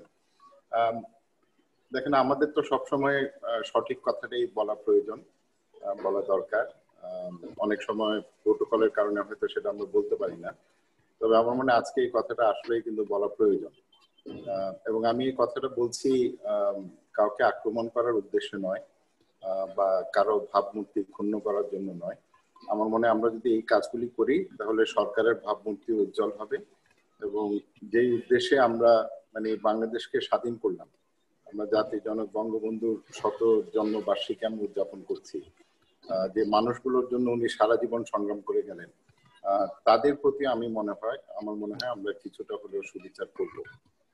আজকের এই আয়োজনটি আমরা মূলত করছি সারা বিশ্বে প্রতি বছর যে আয়োজনটা হয়, যে একটা গবেষণা হয়, বাংলাদেশেও সেই গবেষণার একটি অংশ। এবং সেখানে আমরা দেখছি যে গত 3 বছর যদি আমরা আমাদের ইন্ডেক্সটা দেখি, সূচকে আমাদের যে অবস্থান সেটা কিছুটা উন্নতি হয়েছে। তবে যে কথাটি হাসান শাহরিয়ার প্রথমে বলেছে, এই গবেষণার যে মেয়াদকাল সেটা হচ্ছে কিন্তু 2019 সাল। সো 2019 সালে বসে আমরা আজকে নভেম্বর 2020, আমরা বলতে পারবো না যে এই মুহূর্তে আমরা গত 3 বছরের তুলনায় ভালো আছি। কেননা আমার মনে হয় আগামী বছর যখন এই গবেষণাটি আবার প্রকাশিত হবে, তখন 2020 সালের অভিজ্ঞতার আলোকে এবং ঘটনার আলোকে সেই গবেষণাটা তৈরি হবে। এবং সেখানে আমার আশঙ্কা হচ্ছে যে আমরা অনেকটা পিছিয়ে যাব, কারণ এই কোভিড এর মাধ্যমে আমাদের যে স্ববিরোধিতার কথা আপনি নিজেই বলেছেন নাদিয়া, এবং সরকারের যে এক ধরনের নীরবতা, নিষ্ক্রিয়তা, এগুলো কিন্তু প্রকাশ পাবে। এবং তখন দেখা যাবে যে গত 2019 সাল পর্যন্ত আমরা তামাক শিল্পের যে তাদের যে প্রভাব, যে ইনফ্লুয়েন্স, এটা কি মাত্রায় কোভিড এর সময় আমরা লক্ষ্য করেছি, এটার কারণে হয়তো দেখা যাবে যে বাংলাদেশ একেবারেই সর্বনিম্নে চলে এসছে আমাদের সেই সূচকে। তো এই গবেষণাটা ভালো, কেননা যেহেতু এটা একটা বৈশ্বিক চ্যালেঞ্জ, সারা বিশ্বের প্রেক্ষাপটে বাংলাদেশে কি হচ্ছে সেটা আমরা দেখতে পাই, তবে এটা রিয়েল টাইমে নয়, এই কথাটা কিন্তু সবাই একটু বোঝা উচিত। সুতরাং আগামীকাল যখন পত্রপত্রিকায় বা আজকে টিভির পর্দায় বলবে যে বাংলাদেশের অবস্থান ভালো, সেটা কিন্তু কিছুটা মিসলিডিং। এটা হচ্ছে 2019 সাল পর্যন্ত, এবং 2020-এর প্রেক্ষাপটে কিন্তু আমরা ভালো অবস্থানে নেই, এটা পরিষ্কার করা দরকার। এবং আমরা প্রতি বছর আগামী বছরও করব। তবে আমার মনে হয় আমাদের যেটা করা উচিত, এবং এটা আমি মনে করি অনেকটা জাতীয় স্বার্থে, যে আমরা প্রতিবারই টোব্যাকো কোম্পানিকে আমরা একটা ভিলেন হিসেবে দাঁড় করাই, যে তাদের কর্মকাণ্ড, তারা কিভাবে দেশের জনস্বাস্থ্যকে তারা বৃদ্ধাঙ্গুলি দেখাচ্ছে। তবে আরেকটা বিষয় হচ্ছে, যদি আমরা একটা সূচক করি যে সরকার কোন কোন জায়গায় নীরব, বা কোন কোন জায়গায় স্ববিরোধিতা আছে, বা কোন কোন জায়গায় সরকার নিষ্ক্রিয়, কোন কোন জায়গায় রেগুলেশন, নিয়ন্ত্রণ, কন্ট্রোল যেটা থাকা দরকার সেটা নাই, তাহলে কিন্তু আমরা একটা ভিন্ন চিত্র পাবো। আসলে আমরা এফটিসিসি প্রেক্ষাপটটা হচ্ছে যে সরকার নিজেকে প্রভাব মুক্ত রাখতে চাচ্ছে, এবং সেটার জন্য আমাদের নীতি পলিসি সেইভাবে সাজানো দরকার। কিন্তু এখানে আসলে প্রশ্নটা উঠে যায় যে সরকার আসলেই কতটুকু নিজেকে প্রভাব মুক্ত রাখতে চাচ্ছে, এটাই কিন্তু হচ্ছে মূল প্রশ্ন। এবং আমরা যদি বিভিন্ন বিষয়গুলো দেখি তাহলে আমরা দেখব যে একটা তো হচ্ছে যে সরকারের যে অংশীদারিত্ব শেয়ার, তো একদিকে আমি বলছি আমি তামাক নিয়ন্ত্রণ করব, আবার অন্য জায়গায় আমরা সেই তামাক বিনিয়োগের সাথে সরকার নিজেই প্রাতিষ্ঠানিকভাবে সম্পৃক্ত হয়ে যাচ্ছে। এমনকি মহামান্য রাষ্ট্রপতির নামে সেখানে শেয়ার থাকছে, সেটা হয়তো খুবই নগণ্য পরিমাণে, তবে যদি মহামান্য রাষ্ট্রপতির নামে একটা তামাক কোম্পানিতে শেয়ার থাকে তাহলে সেটা কি ধরনের বাণী দিচ্ছে, কি ধরনের মেসেজ আমরা দিচ্ছি যে আমরা তামাক নিয়ন্ত্রণের ক্ষেত্রে কতটুকু আন্তরিক। এবং যে কথাগুলো এসছে যে আমাদের আইনের মধ্যে কিন্তু আমরা যথেষ্ট সুযোগ রেখেছি এই তামাক শিল্পকে উৎসাহিত করার জন্য। এখানে বেশ কয়েকজন আপনারা বলেছেন যে এসেনশিয়াল কমোডিটিজ অ্যাক্ট, দেখেন সেখানে অন্যান্য যে পণ্যগুলো আছে, একটা তো এটা 56 সালের 1956 এর একটা আইন, পাকিস্তান আমলের আইন, তাহলে এটা হচ্ছে 2020 সাল। তো তখন যে বিষয়গুলোকে অপরিহার্য হিসাবে বিবেচনা করা হয়েছে, বর্তমানে তো সেটা হতে পারে না। সেখানে কি আছে? সেখানে আছে আপনার ইনফ্যান্টের জন্য, মানে বাচ্চাদের জন্য, শিশুদের জন্য দুধের কথা বলা আছে, সেখানে বলা আছে সারের কথা বলা আছে, সেখানে সিমেন্টের কথা বলা আছে। মানে যে বিষয়গুলো জীবন এবং জীবিকার জন্য অপরিহার্য, সেগুলিকে আমরা অপরিহার্য পণ্য হিসাবে আমাদের আইনের মধ্যে আমরা সেগুলিকে নিয়ে এসেছি। সেখানে তামাকের তো কোনো মানে স্থানেই থাকতে পারে না। তামাক অপরিহার্য শব্দটা ঠিক, তবে এটা হচ্ছে মৃত্যুর জন্য, এটা জীবন জীবিকার জন্য অপরিহার্য হতে পারে না। এবং এটা আমাদের সংবিধানে যে কথাটি আছে যে রাইট টু লাইফ, এটা সেই রাইটটাকে, সেই অধিকারকে সেটা ছিনিয়ে নিচ্ছে। সেটা আমাদের আইনে কিভাবে থাকে? তো আমি আজকে এটা নিয়ে আমি এতদিন কোনো কথা বলি নাই, তবে আমি ইতিমধ্যেই আপনারা জেনে হয়তো কিছুটা খুশি হওয়ার এখনো কারণ নেই, কেননা সংশোধনীটা এখনো পাস হয় নাই। তবে আমি একটা বিল ইতিমধ্যে সাবমিট করেছি, একটা বেসরকারি সদস্য বিল, যে সেই তালিকা থেকে সিগারেটটাকে যেন সরিয়ে নেওয়া হয়। তো এটা হচ্ছে একটা, আমার মনে হয় এটা একটা বড় কাজ হবে, কেননা এই সুযোগ নিয়ে কোভিড এর সময় তামাক কোম্পানিগুলো WHO সুনির্দিষ্ট সুপারিশ থাকা সত্ত্বেও তারা পুরো দমে তাদের উৎপাদন, তাদের সরবরাহ, তাদের বিতরণ তারা কিন্তু চালিয়ে গেছে এই একটা কথা বলে যে এটা হচ্ছে একটা অপরিহার্য পণ্য, এই কথা বলে। এবং যে কথাটি আমার মনে হয় সালাম সাহেব বললেন, শত শত কোটি টাকা এই প্রণোদনা হিসাবে তামাক কোম্পানিগুলিকে দেওয়া হয়েছে। তো এটা তো আমরা কি করছি এখানে? এটা তো হতে পারে না। আর দ্বিতীয় যে বিষয়টি আছে, যেটা আমাদের রুহুল কুদ্দুস সাহেব বলেছেন, যে আসলে আমাদের আইনটা আমরা প্রথমে আমাদের তামাক আইনটা করেছিলাম 2005 সালে। 2003 সালে বাংলাদেশ এই কনভেনশনে স্বাক্ষর করে, এবং তারপরেই তো যদিও আমাদের প্রতিটা আইন এবং সংশোধনীতে বলা হচ্ছে WHO framework convention on tobacco control, মূল যে জায়গাটা সেটা কিন্তু আমাদের আইনের মধ্যে স্থান পায় নাই। এবং আমরা এটা নিয়ে আচরণবিধি দিয়েও খুব একটা লাভ হবে না, কারণ আচরণবিধি এটা কে ইমপ্লিমেন্ট করবে এটা খুবই একটি সাবজেক্টিভ বিষয়। এটাকে 5.3 এবং পুরো framework convention on tobacco control বিষয়টিকে সুনির্দিষ্টভাবে আমাদের আইনের মধ্যে যদি এটাকে আমরা না আনতে পারি, তাহলে কিন্তু এই অস্পষ্ট জায়গাগুলো থেকে যাবে, সরকার নিষ্ক্রিয় হবে। এই যে এখন আমরা ব্যক্তি প্রতিষ্ঠান বলছি, সবগুলোর কিন্তু একটা সুযোগ থেকে যায়। সুতরাং আমাদের প্রথম প্রায়োরিটি হচ্ছে, একটা তো হচ্ছে সিগারেটকে সেই তালিকা থেকে সরিয়ে নেওয়া, যে এটা একটা অপরিহার্য পণ্য না জীবন জীবিকার জন্য, অপরিহার্য মৃত্যুর জন্য, জীবন জীবিকা না।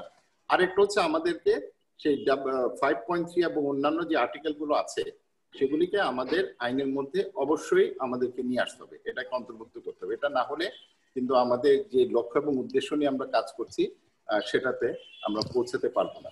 এবং আমি যে কথাটি বলবো, যে আমি মাননীয় প্রধানমন্ত্রী যেভাবে এখানে অঙ্গীকারটি করেছেন, এবং সেটাও ছিল একটি আইপিউর অনুষ্ঠানে, যখন আমি আইপিউর নেতৃত্বে ছিলাম এবং বাংলাদেশে করেছি, ওনার এই বক্তব্য কিভাবে প্রশংসিত হয়েছে, এটা একটা স্টেটসম্যান লাইক বক্তব্য ছিল। তবে দুঃখের বিষয় হচ্ছে সরকার সেটাকে সেইভাবে বাস্তবায়ন করেনি। এবং দেখেন কোভিড এর কারণে, তবে আসার জায়গাটা আমি বলি, আমি এখানে সব একেবারে আমরা হতাশ হয়ে যাচ্ছি সেটা না। এই কোভিড এর কারণে যদি কোনো ভালো কিছু থাকতে পারে, যেটা এত মানুষের জীবন জীবিকাকে ধ্বংস করেছে, তার মধ্যেও দেখেন কোভিড এর একটা বিষয় এসছে যে আমরা পাবলিক হেলথ নিয়ে এখন আলোচনা করছি। স্বাস্থ্যটাকে আমরা সবসময় ব্যক্তি পর্যায়ে দেখি। আমরা মনে করি আমাদের হাসপাতালে কয়টা হাসপাতালে বেড আছে, কয়জন ডাক্তার আছে, কয়জন নার্স আছে, কয়টা আমার আইসিইউ ফেসিলিটি আছে। বাট পাবলিক হেলথ বলে যে একটা বিষয়, এটা কিন্তু এখন আমাদের জাতীয় ডিসকোর্সের মধ্যে চলে এসছে। এবং এই পাবলিক হেলথের নেতৃত্ব কে দিবে এটা আমি জানি না আমাদের রুলস অফ বিজনেস এর মধ্যে এটা আছে কিনা। হেলথের কথা বলা আছে কিন্তু ব্যক্তি অথবা ব্যক্তির স্বাস্থ্যের কথা বলা আছে, তবে পাবলিক হেলথ এটার এখন যদি আমাদের স্বাস্থ্য মন্ত্রণালয়, যেটা আমি মনে করি এটা হচ্ছে আমাদের রাইট মন্ত্রণালয়, কারণ এই স্বাস্থ্য কিটের বিষয় যখন আসে তখন এটা কিন্তু আমাদের হেলথ মিনিস্ট্রি এই সিদ্ধান্তগুলো দিচ্ছে যে কোন কিটটা আমরা গ্রহণ করব। তাহলে যেখানে স্বাস্থ্য মন্ত্রণালয় একটা সরাসরি একটা চিঠি দিয়ে বলছে, সেখানে আমাদের শিল্প মন্ত্রণালয় কিভাবে সাহস পায়, আমি সাহস শব্দটাই ব্যবহার করছি, যে সেটাকে নেগেট করে দেওয়া। সো এই যে আমাদের মধ্যে বেশ কিছু মানে অস্পষ্ট জায়গা এখনো রয়ে গেছে, এটাই হচ্ছে কিন্তু এখন সরকার এখানে এগিয়ে আসবে। তামাক কোম্পানি তারা মুনাফার জন্য সবকিছুই করবে, তাদেরকে সুযোগ দিলে তো তারা করবেই। এখন আপনি বলবেন যে চোর চুরি করছে, তাহলে আমরা লক কেন তৈরি করি, আমরা সিকিউরিটি কেন রাখি? সবকিছুর ক্ষেত্রে তো একটা ওয়াচডগ রেগুলেশনের দায়িত্ব আছে। এই দায়িত্ব তো সরকার অ্যাবান্ডন করতে পারে না, এই দায়িত্বটাকে সরকারকে আরো সক্রিয়ভাবে এটাকে ইম্পোজ করতে হবে। তো আমি যেটা আজকের এই অনুষ্ঠান থেকে যেটা বলবো, যে আমাদেরকে অনেক কাজ করার আছে। কোভিড এর প্রেক্ষাপট পাবলিক হেলথের বিষয়টাকে আমাদেরকে আরো মানে সক্রিয়ভাবে আলোচনা করার একটা সুযোগ দিচ্ছে, এবং কোভিড এর সময় যে দুর্বলতাগুলো এসছে আমাদের এই পাবলিক হেলথ পলিসিতে, সেটা নিয়ে আমার মনে হয় আমাদের একটা আয়োজন করা উচিত। আমি আপনাকে বলবো আপনারা সবাইকে যে এই অভিজ্ঞতার আলোকে আসলে আমাদের কি কি করা দরকার, আইনের ঘাটতিগুলো কোথায় আছে, আইনকে আমরা আরো কিভাবে কার্যকর করতে পারি। কেননা আমাদের দেখেন যে এটা আমাদের সবচেয়ে বড় সম্পদ, যে সরকারের সর্বোচ্চ পর্যায় থেকে মাননীয় প্রধানমন্ত্রীর একটা অঙ্গীকার আছে, এবং আমরা কিন্তু সেটাকেই বাস্তবায়ন করতে যাচ্ছি। সেটা লক্ষ্য এবং উদ্দেশ্য নিয়েই কিন্তু আজকের এই আয়োজন। সুতরাং সেটাকে নিয়ে দরকার হলে সংসদে আমি রাজি আছি এটা নিয়ে একটা মোশনও আনতে। আমি এটাও করব পরবর্তীতে, যে আমি বেসরকারি সদস্য হিসাবে আমি এফসিটিসি যে 5.3 এবং অন্যান্য ধারাগুলো আছে সেগুলো যেন আমরা আমাদের টোব্যাকো কন্ট্রোল লতে নিয়ে আসতে পারি। দরকার হলে আমি সেখানেও একটা বিল সাবমিট করতে পারি। আমি দেখছিলাম আজকে সকালে আমার সাথে সোহেল রেজা চৌধুরী সাহেবের কথা হচ্ছিল, এবং আমি দেখছিলাম যে ইউগান্ডা সহ বেশ কয়েকটি দেশ কিন্তু ওই সেই আর্টিকেল গুলো তাদের মূল আইনের মধ্যে তারা নিয়ে এসছে। তো আমরা যদি এই ধরনের আরো কিছু উদাহরণ নিয়ে আসতে পারি, আমার মনে হয় সময় এসছে সেটাও মুভ করা। বেসরকারি সদস্য বিল হলো না সরকারের বিল হলো এটা আমার দেখার উদ্দেশ্য না, তবে আমি যদি একটা প্রাইভেট মেম্বার্স বিল এনে সরকারকে এই জায়গায় কিছু অ্যাকশনে নিতে পারি, সেটাই কিন্তু আমার লক্ষ্য এবং উদ্দেশ্য। সুতরাং আমার মনে হয় আপনারা যেভাবে কাজ করে যাচ্ছেন, মিডিয়াতে আপনারা খুবই তৎপর, এখানে অনেকেই আছেন, অনেক ভালো পরামর্শ দিয়েছেন।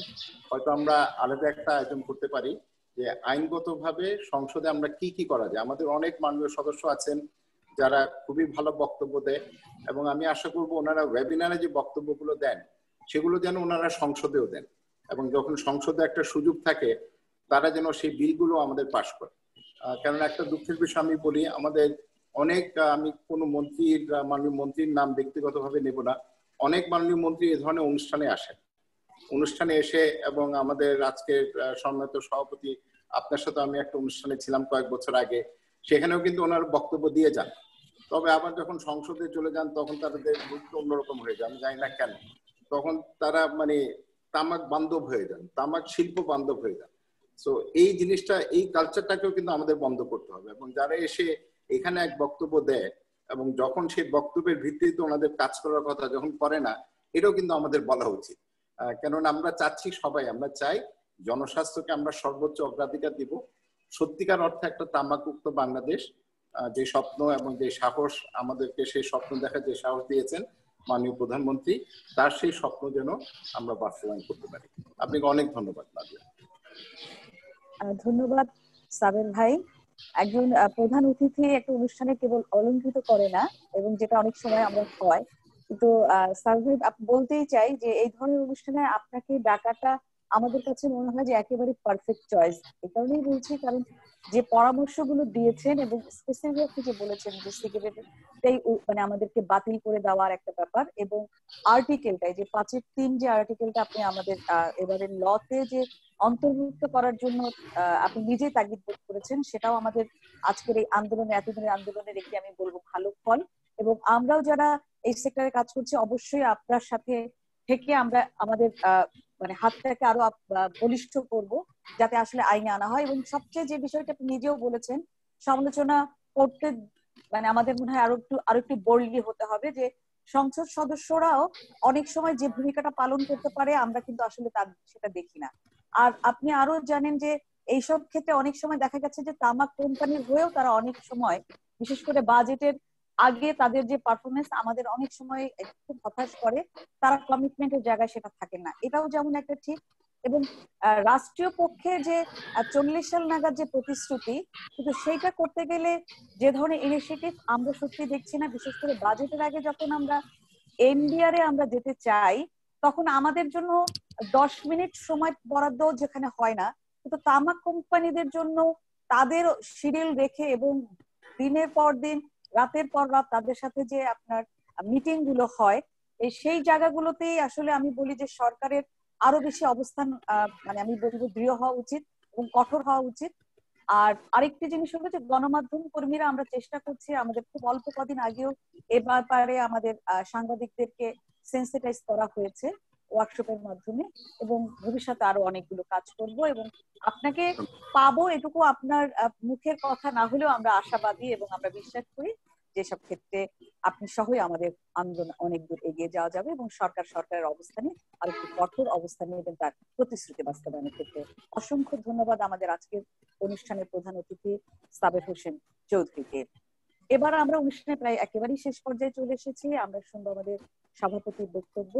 সভাপতির বক্তব্য দেওয়ার জন্য বিনীত অনুরোধ জানাচ্ছি বাংলাদেশ সংবাদ সংস্থা BSS এর চেয়ারম্যান এবং ঢাকা বিশ্ববিদ্যালয়ের সাবেক উপাচার্য অধ্যাপক ডক্টর ম আরিফিন সিদ্দিকী স্যার। জি, ধন্যবাদ নাদিরা কিরণ। আজকে আমাদের এই আয়োজনের প্রধান অতিথি জনাব সাবের হোসেন চৌধুরী, যিনি একটু আগেই তার বক্তব্য রাখলেন, আমাদের অন্যান্য অতিথিবৃন্দ, সুধীজন এবং যারা আমাদের এই তথ্য প্রযুক্তির সাথে সংযুক্ত হয়ে অনুষ্ঠানের সঙ্গে যুক্ত আছেন, সকলকে আন্তরিক শুভেচ্ছা, শুভকামনা। আমাদের প্রধান অতিথি সহ সম্মানিত অতিথিবৃন্দ যে কথাগুলো বললেন, আমার মনে হয় তারপরে আর সভাপতি হিসেবে খুব বেশি কিছু বলার থাকে না। প্রথমেই আমি ধন্যবাদ জানাই শাহরিয়ারকে, যে তিনি একটি বিস্তারিত জরিপ করে সেই জরিপের ফলাফল আমাদের সামনে উপস্থাপন করেছেন। জরিপের ফলাফল শোনার পরে আমরা বুঝতে পারি যে এই ক্ষেত্রে বর্তমান পরিস্থিতিটা কি আছে। এবং স্বাভাবিকভাবেই আমাদের প্রধান অতিথি বললেন, সাবের ভাই একটু আগেই বললেন, যে এই জরিপের ফলাফলটি বিগত বৎসরের, আজকে 2020-এর একেবারে শেষ প্রান্তে, নভেম্বরের শেষের দিকে এসে যখন আমরা সেই ফলাফল শুনছি, তখন কিন্তু সেই ফলাফল আর বর্তমান মুহূর্তের বাস্তবতা এর মাঝে একটা বড় ধরনের পার্থক্য বা গ্যাপ থেকে যাবে। আর আমরা সবাই জানি যে কোভিড-19-এর যে বর্তমান পরিস্থিতি, যে মহা সংকটের মাঝে আছি, এখানে অনেক প্রজেকশন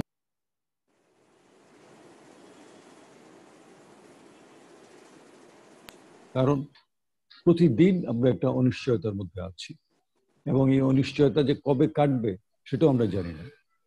আমি আজকে এই সুযোগে এই কোভিড বা এই করোনায় আক্রান্ত হয়ে যারা পৃথিবী থেকে চলে গেছেন, বাংলাদেশ সহ সারা পৃথিবীতে, তাদের প্রতি, তাদের স্মৃতির প্রতি শ্রদ্ধা জানাই এবং যারা সংক্রমিত হয়ে এখন চিকিৎসাধীন আছেন তাদের দ্রুত আরোগ্য কামনা করি। খুব বেশি কথা বলার সুযোগ নেই, আমি একেবারে সংক্ষেপে দু একটি কথা বলি। যেমন এই যে ধূমপান, এটিকে যদি আমরা মনে করি যে এটি খারাপ কাজ, তাহলে এর সাথে কোনোভাবে সরকারের বা জনপ্রতিনিধি কারোরই কোনো সম্পৃক্ততা থাকা উচিত না। একটু আগে আমরা শুনলাম যে বাংলাদেশ আমেরিকান টোবাকো কোম্পানিতে বাংলাদেশ সরকারের 6 জন সচিব সে বোর্ড সভায় প্রতিনিধিত্ব করেন। তো এটি বাস্তবতার সাথে এবং আমরা যেটি চাই তার সাথে কতটা সঙ্গতিপূর্ণ।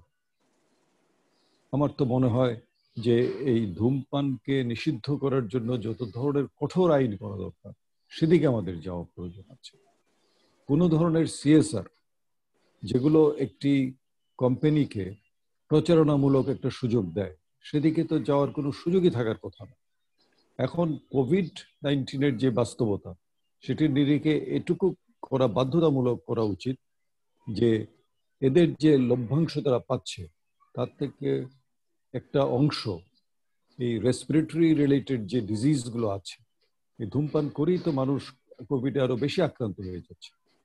তাদের চিকিৎসা, তাদের সুচিকিৎসার জন্য আরো সুযোগ সুবিধা বাড়ানো, সেদিকে তাদেরকে বাধ্য করা, এই ধরনের কিছু কার্যক্রম নেওয়া প্রয়োজন। একই সাথে আমরা হয়তো রাতারাতি অনেক কিছু করতে পারি না। এই তামাক চাষ, তামাক উৎপাদন, প্রসেসিং করা, এর সাথে যে বহু শ্রমিক যুক্ত আছে, এমনকি শিশু শ্রমিকরা যুক্ত আছে, তাদের কল্যাণের ব্যাপারে তাদেরকে পুনর্বাসন করা, তাদেরকে ভিন্ন কোনো কাজের সঙ্গে যুক্ত পর্যায়ক্রমে যদি করা যায়, তাহলে আমরা হয়তো এখানে আরো খুব শক্ত একটা অবস্থান নিতে পারব। সেই কাজটিকে আমরা পরিকল্পিতভাবে করছি কিনা সেদিকে দেখা দরকার আছে। আর একই সাথে নতুন প্রজন্ম, সবসময় বাংলাদেশের, আজকে আমরা যখন 2020 সালে দাঁড়িয়ে কথা বলছি, আমাদের চিন্তা করতে হবে 2040, 42, 50 বাংলাদেশ। সেই সময় যারা প্রাপ্তবয়স্ক হয়ে আমাদের নাগরিক দায়িত্ব পালনে এগিয়ে যাবে, অর্থাৎ এখন যারা প্রথম প্রাথমিক পর্যায়ে লেখাপড়া করছে, মাধ্যমিক পর্যায়ে লেখাপড়া করছে, তাদের শিক্ষা কার্যক্রমে এই ধূমপান বিরোধী কারিকুলাম কম্পোনেন্ট কত অংশ আছে, তাদেরকে কি ধরনের স্বাস্থ্য শিক্ষা দেওয়া হচ্ছে, এই বিষয়গুলো কিন্তু এখন থেকেই আমাদের পরিকল্পনার মধ্যে নিয়ে আসা প্রয়োজন আছে। যখন তারা দেখবে যে আমরা যখন প্রাপ্তবয়স্ক হবে, তখন কোনোভাবেই তারা ধূমপানের সঙ্গে নিজেদেরকে যুক্ত রাখবে না। এইভাবে একটা সমন্বিত কার্যক্রমের প্রয়োজন আছে। এই সমন্বিত কার্যক্রমটার জন্য প্রচারণারও দরকার আছে। আমাদের জনপ্রতিনিধি যারা আছে, আমাদের প্রধান অতিথি আছেন আজকে, আমাদের ক্রীড়ার ক্ষেত্রে, রাজনীতির ক্ষেত্রে, শিক্ষার ক্ষেত্রে এমন বহু রোল মডেল পাওয়া যাবে, বহু মানুষ পাওয়া যাবে। তারা জীবনে কোনো একদিনের জন্য, এক মুহূর্তের জন্য এই তামাক, এই আপনার সিগারেট, বিড়ি স্পর্শ করেন নাই। তাদের জীবন কাহিনী বিজ্ঞাপনের মাধ্যমে, গণমাধ্যমে যদি নিয়ে আসা যায়, যে ধূমপান বিরোধী অভিযানে তারা অংশ নিচ্ছেন এবং তারা তাদের জীবনের কিছু বিষয় আমাদের নতুন প্রজন্মের সামনে তুলে ধরছেন, এগুলো যে কত বড় প্রণোদনার কাজ করবে সেটা আমরা উপলব্ধি করি। আমার মনে হয় যে আমাদের শুধু স্বাস্থ্য মন্ত্রণালয়ের উপরে এই দায়িত্ব অর্পণ করে, বা অর্থ মন্ত্রণালয় তাদের রাজস্ব অর্জনের জন্য তারা এই বিষয়গুলো দেখবে, তাদের উপর এই দায়িত্ব না দিয়ে এখানে শিক্ষা মন্ত্রণালয়, সমাজ কল্যাণ মন্ত্রণালয় এবং অন্যান্য সংশ্লিষ্ট ক্রীড়া, যুব এবং ক্রীড়া মন্ত্রণালয়, অনেকগুলো মন্ত্রণালয়ের সমন্বিত উদ্যোগ দরকার আছে। এবং সেই সমন্বিত উদ্যোগের জন্য সময় ক্ষেপণ করার কোনো সুযোগ নাই, কারণ কোভিড আমাদের একেবারে আঙ্গুল দিয়ে দেখিয়ে দিয়েছে যে ধূমপান কতটা কোমরবিডিটি সৃষ্টি করে এবং মানুষকে এই সংক্রমণ কতটা বিপদের মধ্যে ফেলে দেয়। আমি আশা করব যে ভবিষ্যতে আপনারা যখন এই জরিপ পরিচালনা করে আমাদের সামনে জরিপ উপস্থাপন করবেন, সেটা আরো আপডেটেড হবে। যদিও এবার নানা কারণেই হয়তো কিছুটা বিলম্ব হয়ে গেছে।